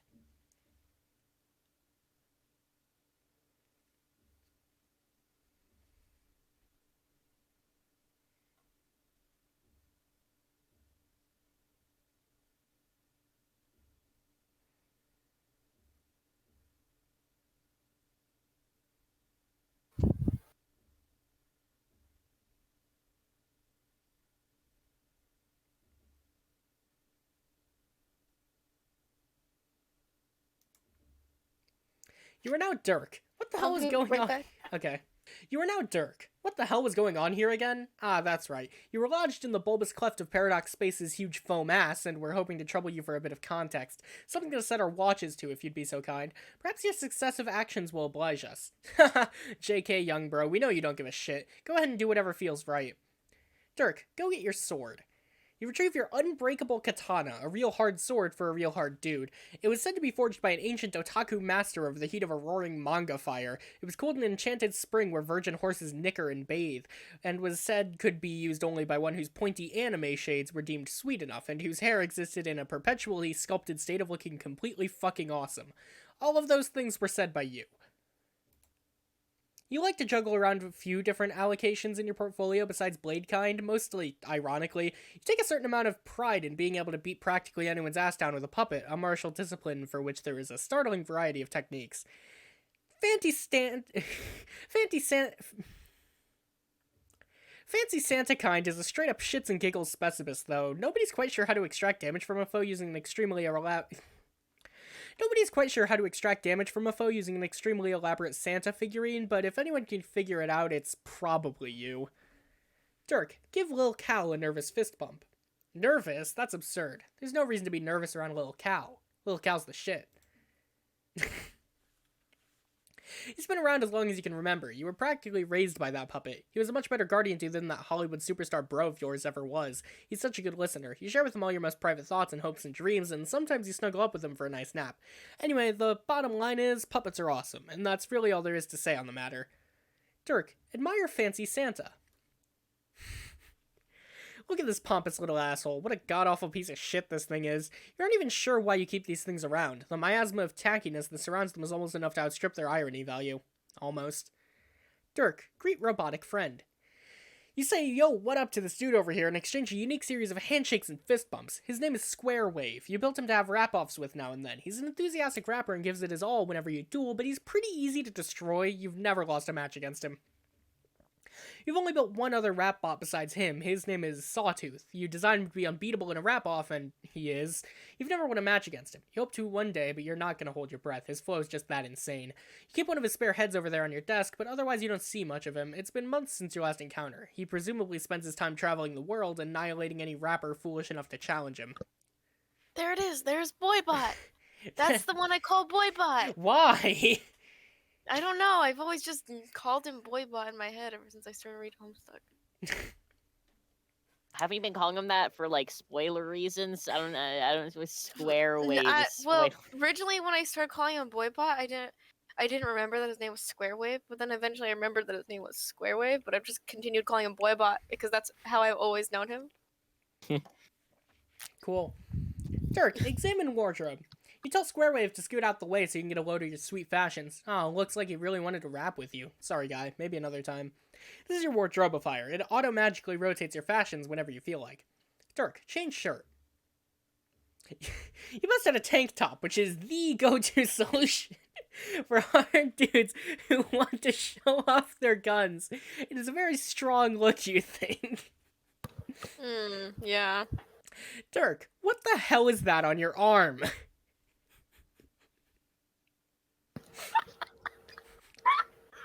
My gosh. Oh, that's just your sick ink featuring a legendary cultural icon of deep personal significance. What is even the big deal?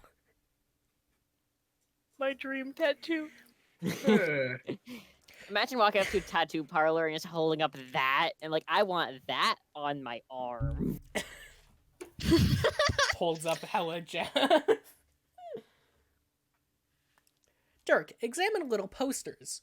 R.I.P. Stiller. Poor bastard had to go and get all tangled up with your brother's crazy complicated life. As for the other one, you're a studious pop cultural scholar of all eras, a sharp critic of that reflection in the mirror we hold up to our society. You seek truth in the vivid mosaic made of our most shameless obsessions. Your interest in these cartoon ponies is strictly academic, okay?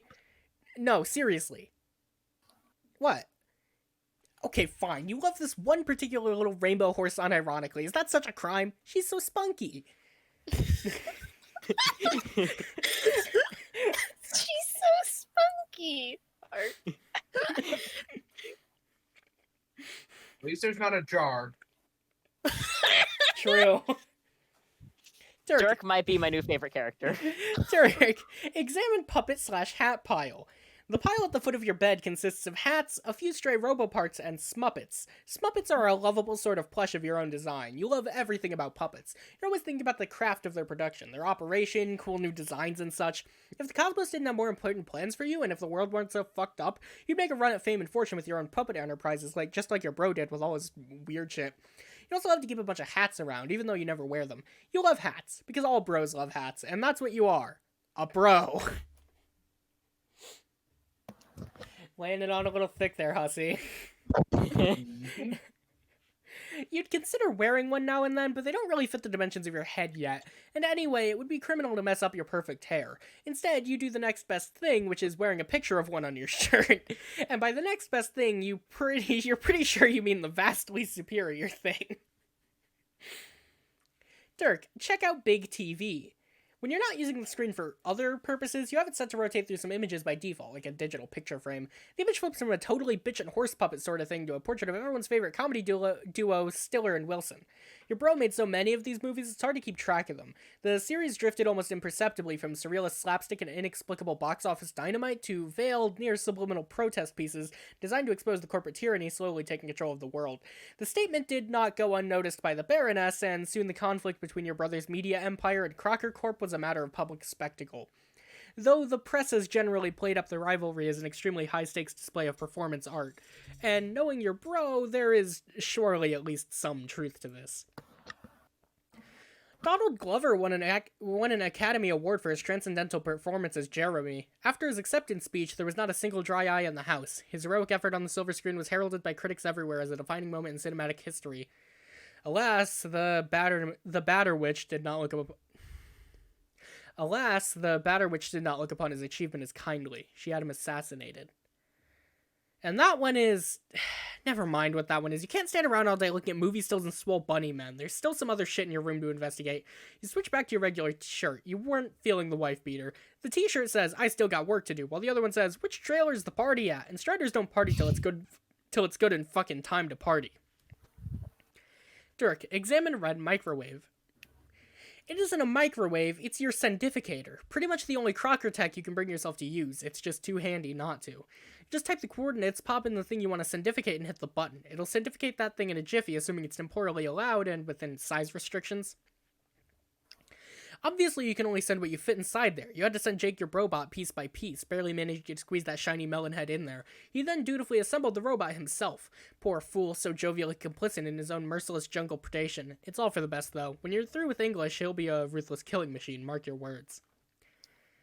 Jerk, Captchulog Jeremy plush. Here it is. What is that? You snap up the Jeremy plush in your tech hop modus.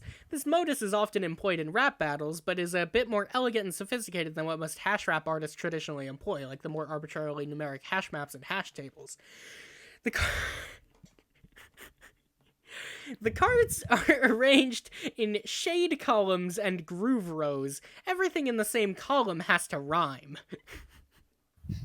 Oh, no. Everything in the same row has to have some thematic similarity. Organizing everything gets complicated, and weaponizing your inventory through rap lyrics takes some serious skill. For instance, the third groove row got kind of railroaded into becoming an orange soda row, so you've just been rolling with it recently. The fourth row is pegged for stuff associated with cool bros. The second row is all about dolls, puppets, and stuff like that. The Jeremy plush is clearly suitable for that row and rhymes with crush, so that works out. Then you have some other perfectly dope rhymes like Santa and Fanta, Fago and Game Bro, Do and Shoe. There's also Smuppet and Orangette, which frankly you think is pretty weak, but hey, the modus allows it, so whatever. Then there are times where you have to be creative with naming stuff to get it to fit, like calling a skateboard a four-wheel device to get it to rhyme with slice. It's just another facet of the craft. Four-wheel device, huh? Dirk, Captchulog Sweet Bro plush. Might as well complete the plush collection. You grab the Sweet Bro off your bed. It intersects quite conveniently with the plush groove and the Fago shade. Nice one. Dirk, Captchulog Hella Jeff plush. Last but not least, there is nothing... There is nothing here that rhymes with Hella Jeff. It really isn't worth jumping through a lot of linguistic hoops to pick this thing up right now, so you just forget it. You have to pick your battles, you know? Dirk, take sword. You pick up the mighty sword. The easiest thing to do here is to ditch the slice, stick the sword in the weapons row, and rhyme it with board. Your bro had a lot of junk like this manufactured over the years. He patented the technology for producing three-dimensional JPEG artifacts to make products shittier than was ever previously imaginable. He made a killing off of them. Not because anyone bought this garbage, but because they were so cheap to manufacture, their cost was actually negative. Therefore, miraculously netting him profit for every unit produced. He made so much money this way, he had enough to finance manned space missions to haul all of the hideous unwanted JPEG shit off the Earth and launch it into the sun. But years thereafter, every now and then, someone would report a stray, shitty skateboard slowly drifting back into Earth's atmosphere. People would pray they would burn up on re-entry, but they never would. Oh, look, Squarewave saw you messing around with your Silodex and thought you were preparing for a rap battle. He's kind of like an eager pet dog, and you made the mistake of picking up his leash, and now he thinks he's going for a walk. You hate to break his heart, but you just don't have time. Your concentration is divided enough as is. Dirk, be dream self. Among the many ways you tend to multitask is by maintaining an ever-alert dream self. There's a lot to keep an eye on when it comes to the cloak and dagger politics of Durs, especially these days. Can't let your guard down for a second. Dirk, examine sleazy Dursite rag.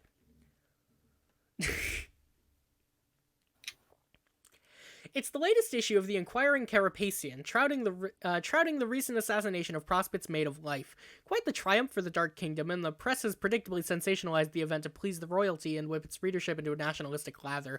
In spite of all the ridiculous hyperbole and baseless slander found in the tabloids, one thing is clear: this development means nothing but trouble. If Noir has been empowered to take measures like this, you may have to accelerate your plans. Shit, while you were distracted with the newspaper in Dreamland, Squarewave has ambushed you for a wrap-off. Told you, bro, can't let your guard down for a second. Wrap-off!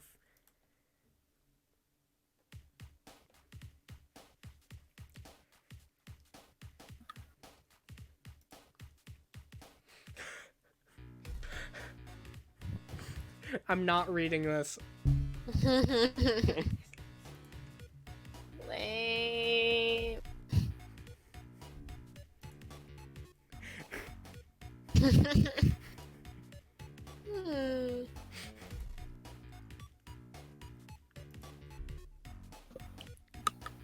That's so whack.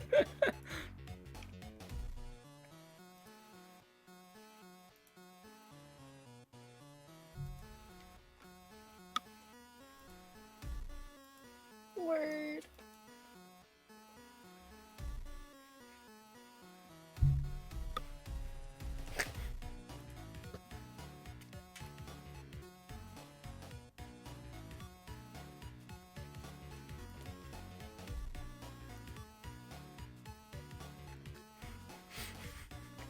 Liquid like this, it ain't cool. Poor robot. While you were making short work of Squarewave, you once again made the mistake of letting your other self's guard down. You're accosted by a Dursite agent with a serious axe to grind. These guys aren't supposed to know you're awake. Looks like your cover's blown unless you act fast. Dirk, act fast.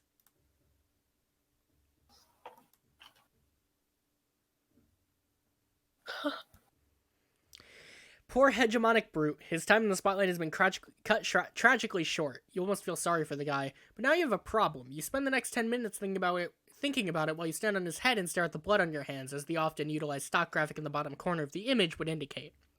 Dirk, check on Roxy. Since the Archagent is clearly leading the assassination efforts personally on Prospect, this means the Draconian dignitary is most likely focused on the Durst streamers. He almost certainly ordered the brute to off you in your sleep. You can only hope the dignitary or one of his assassins hasn't already gotten to her. Dirk, exit. Just as you thought, sleepwalking again. Where the hell does she think she's going? Dirk, be waking self again. This is kind of a redundant thing to do since you're always conscious both of your waking and dream self at the same time, but you'll let it slide. You should probably stop dwelling on your Durst problems and try to get the show on the road. Dirk, pester Roxy. We have already read this. Yeah. We've also already read this. Dirk, Yeah. take actual responsibility seriously. You attempt to take actual responsibility seriously, but start zoning out in the real world while you dwell on your dream troubles. You zone out for who knows how long, when suddenly your train of thought is interrupted by your glasses. Dirk, answer autoresponder. Bro, what are you doing? It seems you're zoning out again. What happened to all these actual responsibilities you were going to take seriously? I was thinking about what to do, strategizing, factoring contingencies, you know how it is. It seems to me you were dwelling within your dream awareness at the expense of your waking business again. I don't think you're as awesome a multitasker as you like to think. You know you kind of zombie the fuck out on this side when you get all contemplative on that side. Appearances are deceptive. I'm still in control here, just doing this human thing we call chilling out for half a goddamn minute.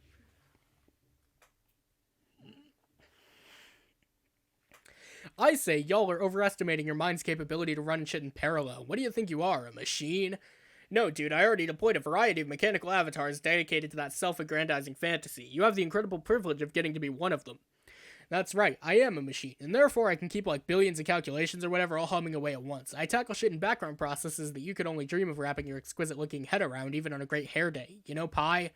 What, you mean the number? Yes, the number. The big circle number, genius. I knew you meant the fucking number. My question was a joke.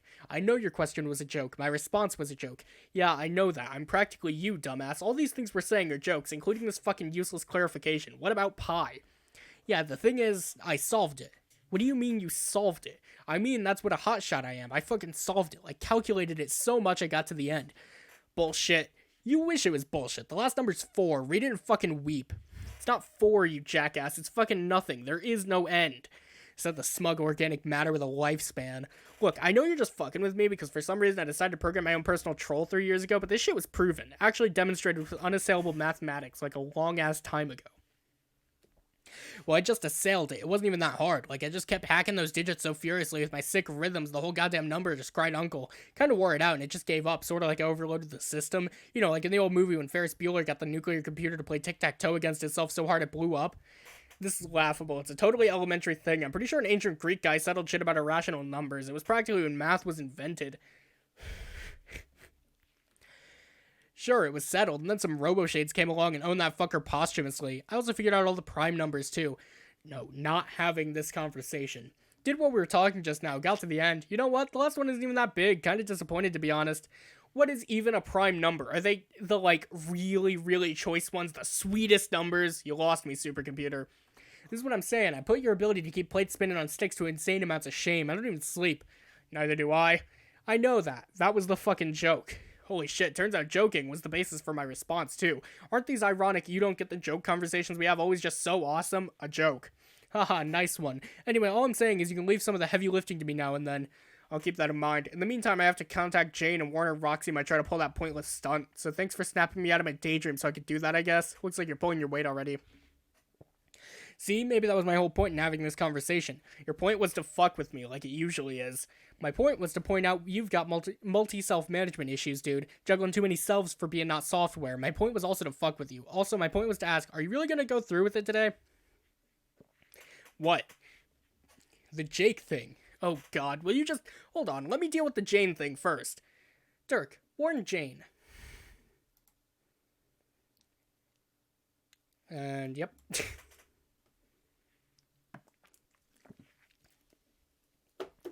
How is the Jane thing going? Not well. Roxy already destroyed her computer. Maybe if you weren't spacing out so hard, you could have prevented that. Just saying. As if you're actually concerned. If you were, you could have said something to Jane instead. Almost like you enjoy sitting back and watching what happens when shit goes wrong. Has it occurred to you that maybe I have diabolical interwoven plans just like you? You're not the only one who can pull strings. So this is either another bizarre instance of AI-driven irony, or you're admitting that you're actively trying to sabotage my plans. No, our plans are not in contradiction or competition, bro. You'll see. Whatever. This means I'll have to improvise. I'll take over as Crocker's server while Lalonde cleans up her act. Yes, I know. Why are you still talking in red, by the way? Roxy thinks it looks good on me. I don't have many opinions on fashion since I'm a cold, emotionless automaton who also happens to be an accessory of fashion, but I think she may be right. Are you still talking with her? I was for a while. I may yet again. Why are you blocking me from viewing the transcripts? What the fuck are you two even talking about? You, mostly. That doesn't really sit well with me. I'd almost rather you both engaged in ironic flirtation. Who says we don't do that too? Ugh.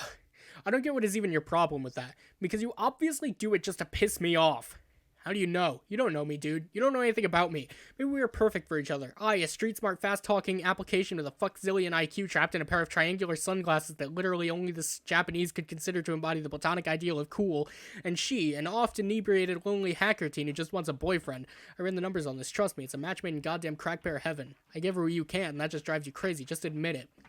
See, it's lines like that which make it obvious your only intent is to jerk me around. Nobody actually says shit like that and is serious about it. It's also obvious because you're me, and I'm sure I would be constantly fucking with my own head if I were you. Touche, or should I say douche? You shouldn't say the former, and you should definitely never, under any circumstance, say the latter. Okay, we really should talk about the Jake thing. Fine. God. Why are we still doing this? So you're going through with it, then. Today's the day? It's not that simple. It's a very dynamic situation with many moving parts, and I'm waiting for it to unfold. If the right opportunity presents itself, yes, I could envision myself taking action. Dynamic situation with many moving parts. That's the shittiest erotic excerpt I've ever read. Which one of us was supposed to be the robot again? Shut up. I think you're being coy with me, don't you? Not really. It seems there is a 3.1415... God damn it. It seems there is a 3.14159% chance you aren't being coy with me. Are you being coy with me, Dirk? I am seriously going to go into your program and remove that particular speech pattern from your routines. It stopped being funny about 2 seconds after I coded it. The compiler even flagged it with a warning. Warning on line whatever, Dirk, this isn't fucking funny. I thought you have this whole blueprint in your head about how it's all supposed to go. He acts as your server player, brings you into the session, then later he joins the game, maybe he finds himself a bit overwhelmed by it all, no extra lives left or anything. Suddenly he's backed into a corner, surrounded by monsters out of ammo, substantial vulnerabilities up in here, the kind that make a guy question what he believes about himself. When who shows up to save him? None other than his dashing client player, plus one bitchin' pair of shades that'll have the best seat in the house when the fireworks go off. Wait, whose fantasy are we talking about again? Your gutter ball was so rowdy it catapulted into the audience lane. Adjacent lane. Whatever, who cares? Yeah, you're right. The scenario is too pedestrian for you. It would probably be a lot more effective putting yourself in danger and letting him be the hero. That's pretty much what he wants, right? To be a cheesy action film hero with his twin Berettas and silly shorts. Man, to triumph on that silver screen, standing tall in some fucking mountain, conquered ruins, clutching a skull and kissing a dude. Pure Hollywood. See, this is why even if I did have a specific plan, I wouldn't go into details with you. You would just fuck it up. You're the biggest unknown quantity here, which is pretty weird considering you're a virtual reflection of my own thought processes. You're making a mistake not leveling with me. I'm totally on your side, man. All my machinations have been devised with your interests in mind. And anyway, it's too late for you to play damage control with me. My shit's in motion and we're beyond the pale. Pretty sure it's pale. Is it now? Dirk, to play more stuff. You know, considering your lectures about dividing my concentration, you seem to have no problem making a distraction of yourself. I'm trying to operate here. It's cool, man. Just say the word, I'll back off. But like I said, I'm on your side here. I can help. Here, check it out. Dude, what are you doing? I'm proposing a distraction. See, I'm just gonna dangle one of her dad's ridiculous dancing figurines in the air like this and get his attention. Okay, if you want to help, that's cool, but we should try to agree on some shit first before you hijack the controls like this. Then when his back is turned, she can run to the study. Yeah, that's fine, but I already had a plan sort of like this, if you'd actually let me do it. Can you just put the fucking stare down? James, now's your chance. Run. Wait, what? Listen. Dirk, deploy Crickstruder. I was gonna stick the Crickstruder in the kitchen, distract him with that. Once he follows it in, Jane can hurry into the study. Oh shit, it's Pony Pals. I guess Dad saved it from the explosion or something. That beautiful bastard. Yes. Hell yes. Hell fucking yes. Jane, run to study. Oh gosh, another large contraption. Now, Jane, get to the computer in the study and ditch that tiara. Go, go, go. Okay, say, what's with the red text, Dirk? Are you typing your most important instructions in red now? Yes. No. This is awful, dude. Alrighty, I'm in my father's study. I have kindly asked Mr. Sebastian to hand over the reins to the silly computer shaped like a man. What now? Now you have access to a clean computer, for one thing. Soon we can start going through the steps necessary to launch the session. Oh, hell. What? Another interruption. I should step away for a moment to take this message. He's probably right. I'm distracted by too much bullshit at once lately. Who's right? Me. Jane, I'm gonna leave you with the responder for a little while. Maybe he can help you get started. Think you can handle that, dude? I'm all about being able to handle that. You don't even know. I'll perform an acrobatic pirouette onto the handle, where the handle literally represents my ability to handle that thing. Okay, got it. You and the handle are tight. We don't need a whole thing about this. Once I stick the landing on the handle like a champ, I'm gonna get down on one knee, pull out a ring, and propose to it. The handle, I mean. Okay. Implying we would be married. Okay, long story short, you and the handle fucked gratuitously. Enough said. Try not to say I never gave you any responsibilities or never took you seriously as a viable conscience for being with free will. Also, please try not to make me regret this. You have nothing to worry about. Go talk to the alien. Dirk, talk to the alien. Give me a second.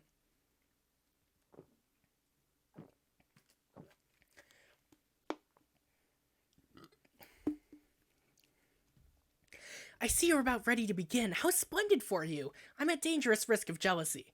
Why? Oh, it's just I'm running a bit behind schedule. I wanted to coordinate with your group in something approximating real time, and that's starting to look less likely. My client player continues to be a source of frustration. I thought we had everything settled, but it's always something with him. I even told him in my last message it would suit me fine if he wanted to be the server player instead. I just want to begin, but I've not heard back from him. That's probably the way it always is. I've run into plenty of problems here already, and I've had to improvise heavily. Ain't nothing but our situation to envy yet. But at least I know how certain things go when it comes to your story. I don't quite have that luxury with mine. It is nerve-wracking sometimes, especially when I must count on him to be responsible. Well, your bro definitely has got some problems, not gonna lie. This is true, though I'm sure I've said he isn't quite my brother. We are related, yes, but not in the way human brothers and sisters are. We're genetically similar, but in many ways quite different. In fact, our blood color's not even the same. But I've referred to him as a brother at times because it is close enough to being true, much as you refer to the one you regard as your ancestor in the same way. Yeah, just give him some time, he'll probably come around. You would never even have woken up on Prospect if you weren't gonna launch the session, right? I mean, there wouldn't even be a session for Prospect to exist inside if you weren't about to instantiate it in the first place, unless I'm just totally not getting how this works. No, I think you're probably right. While I await his response, perhaps I will take a nap and see if the clouds may offer any guidance. Though lately I've been seeing many more black clouds cropping up in Skya than usual. It is a most unwelcome trend. You're lucky to have any clouds. The only thing I have to look up at is infinite monsters.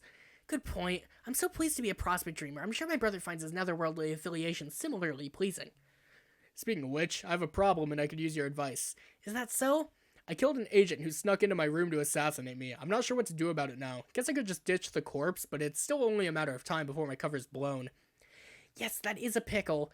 I honestly can't think of a way around this. Getting found out, I mean, Roxy has it easy, all floating off into space, completely oblivious to any danger. I don't know why it had to be this way for me, juggling these two waking selves at once. Guess I'm used to it, but it still makes for a pretty intense existence. Do you even know what the deal with that is? Like, is there any precedent in your readings? I don't know about precedent, but it makes plenty of sense to me as the type of path one might expect for a hero of heart. A path ruled by the heart aspect can be a journey of splintered self. That is, the player's being may exhibit the same kind of fragmentation which certain classes can cause in others. I think this is what has triggered your dual awareness, being between waking and dream selves, though it would not surprise me if the symptoms manifested in even more ways than this. So that's what a Prince of Heart does? Just has like multiple waking consciousness disorder or something? Sounds stupid. No, like I said, these can be traits of such a hero, but is not necessarily always the case, nor is it the defining property of the aspect. To understand the heart aspect better, you might use it interchangeably with the word soul. The hero uses the methods endowed by class to influence in some way the soul, or essence of being of oneself or of others. Then I'm basically the Prince of Soul. Yes.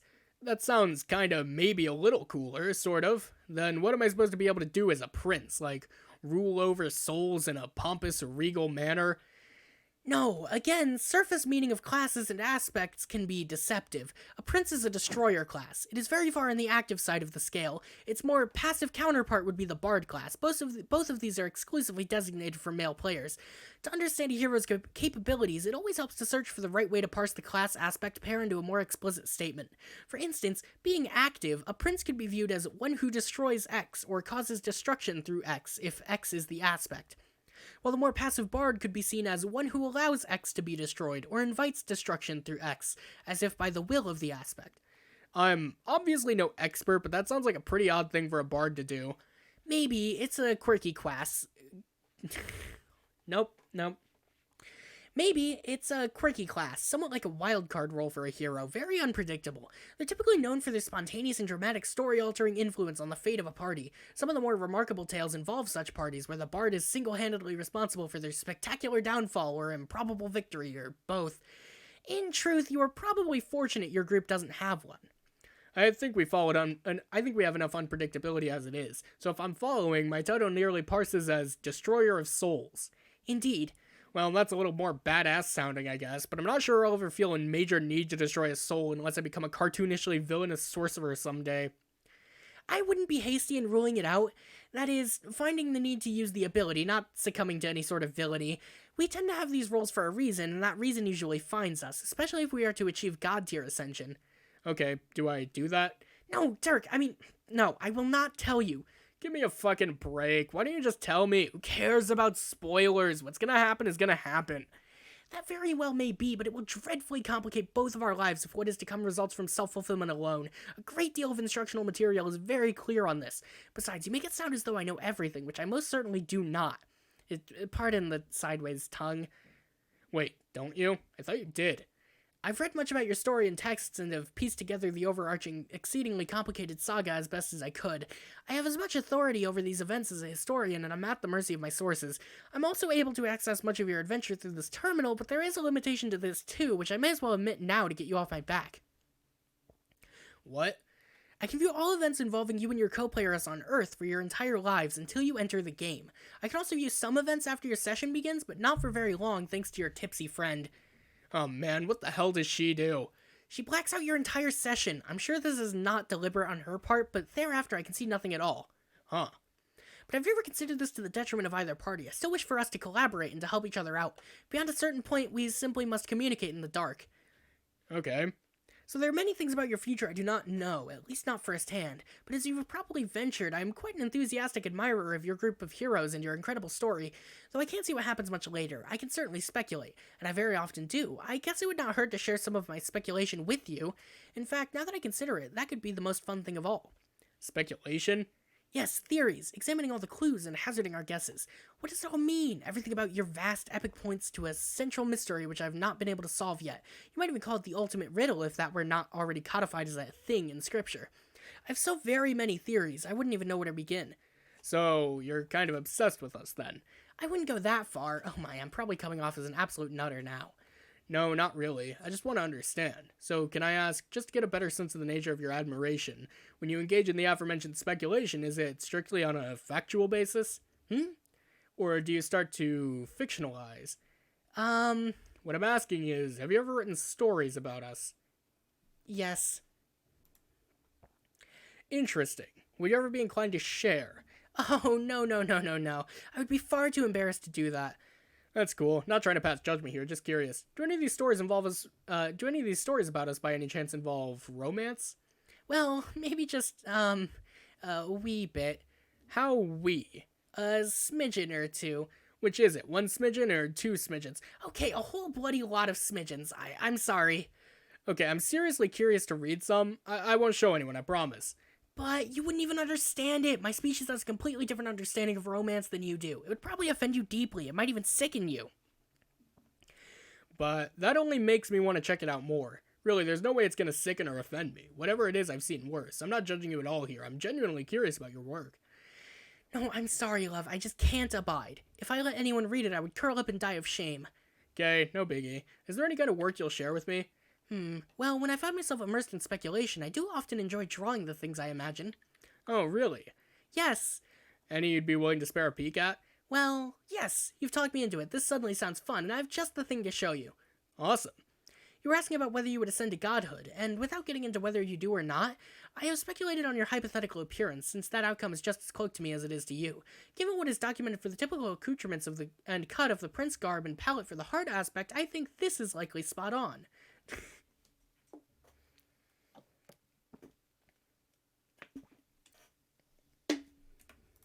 Oh shit.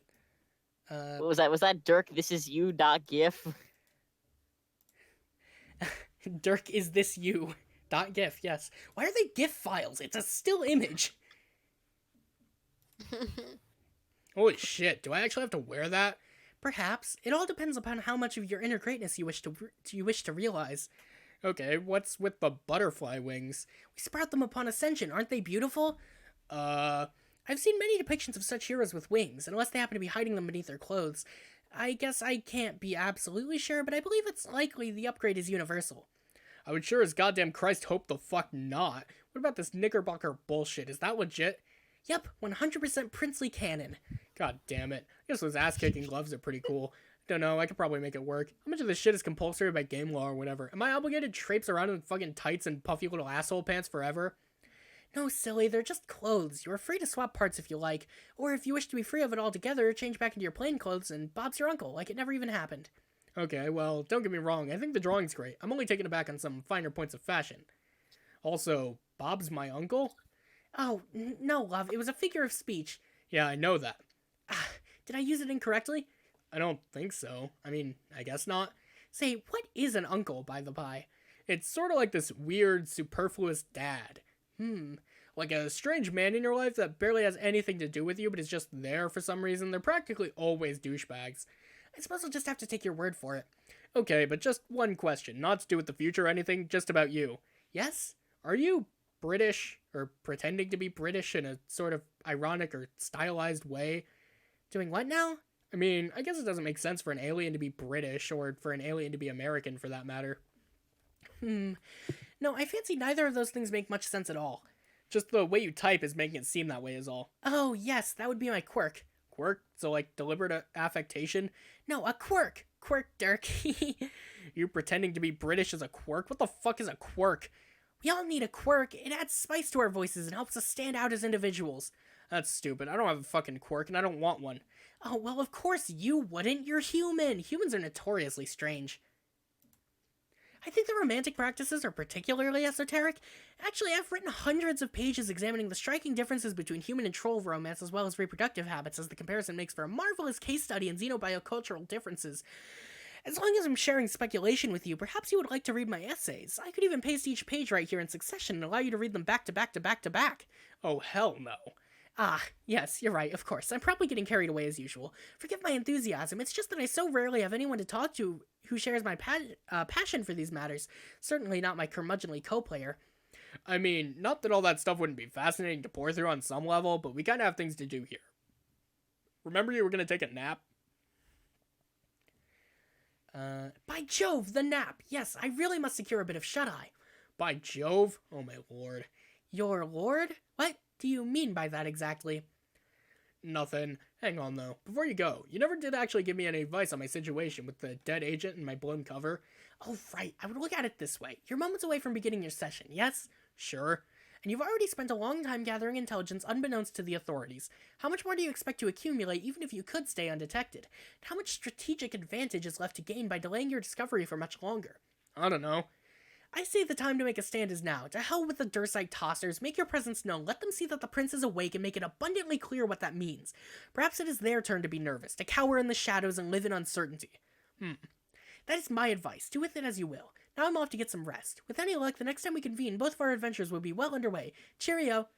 You know, I'm not sure anyone ever actually says cheerio, unless they're pretending to be British. Whatever. Dirk, go through bedroom door.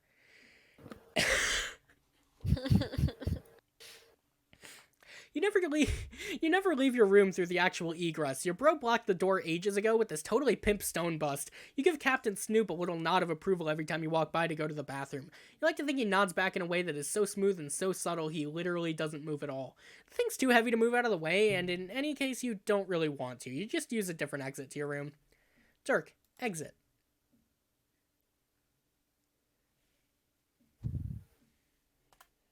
Alright, out of curiosity, how many pages are left? Probably a lot, right? Yeah, I actually don't know. I didn't check. Probably way too many. I'd be willing to guess that, yes. Yeah, way too many. Cool. That's where we're gonna end it today then, folks.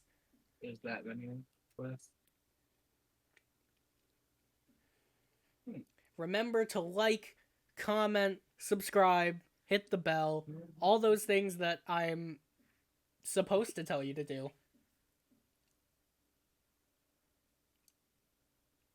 Yeah. My Discord just took a crap for a second there. Wonderful. Fantastic. Okay, cool. Any He's- nothing from Dylan. He's probably, yeah. Do you want to say anything? Oh, yeah, I'm here. Sorry, I didn't realize my mic was muted. Lamau. It's always me and Dylan. I was watching a spectacular Spider-Man animation, and I wanted to mute it, and then I didn't realize I had it open. I was saying that that end of Act 6, Act 2 is on page 4,666. That's gonna be awkward, but we'll fucking figure it out, man. Yeah, it's close, but it's like 100 pages. There's no way. It's 100 close, but pages. it's not close enough. Yeah, it's 100 pages away, and it feels like there have been less readings, like less Pester Chum logs, but a lot more, but they're a lot longer. Yeah. Well, it's kind of weird because there is like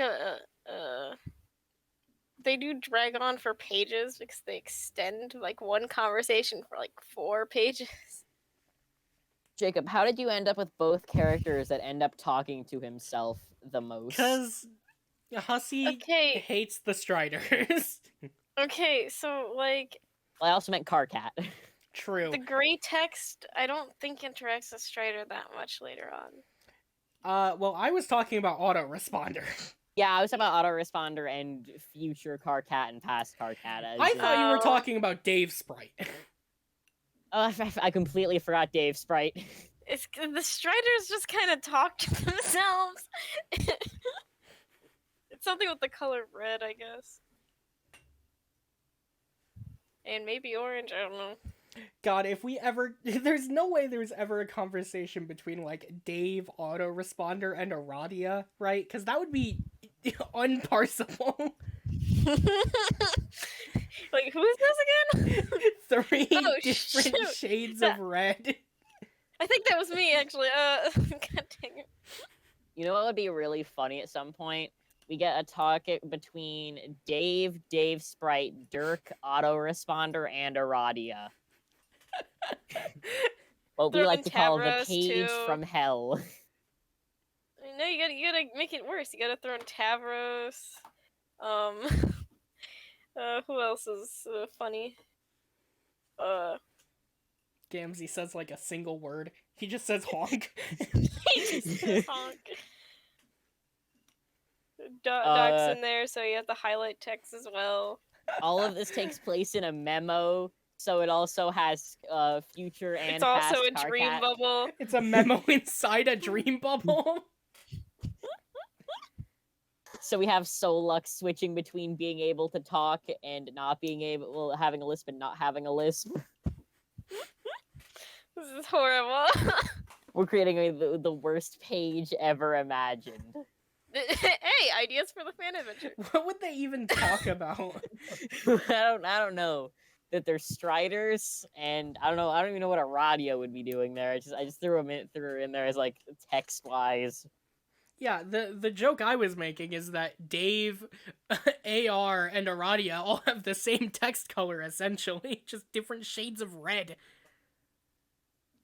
Well, Dirk, I actually think Dirk and Dave Sprite might have the same exact Yes. shade of orange. I think autoresponder and Dave have the same red.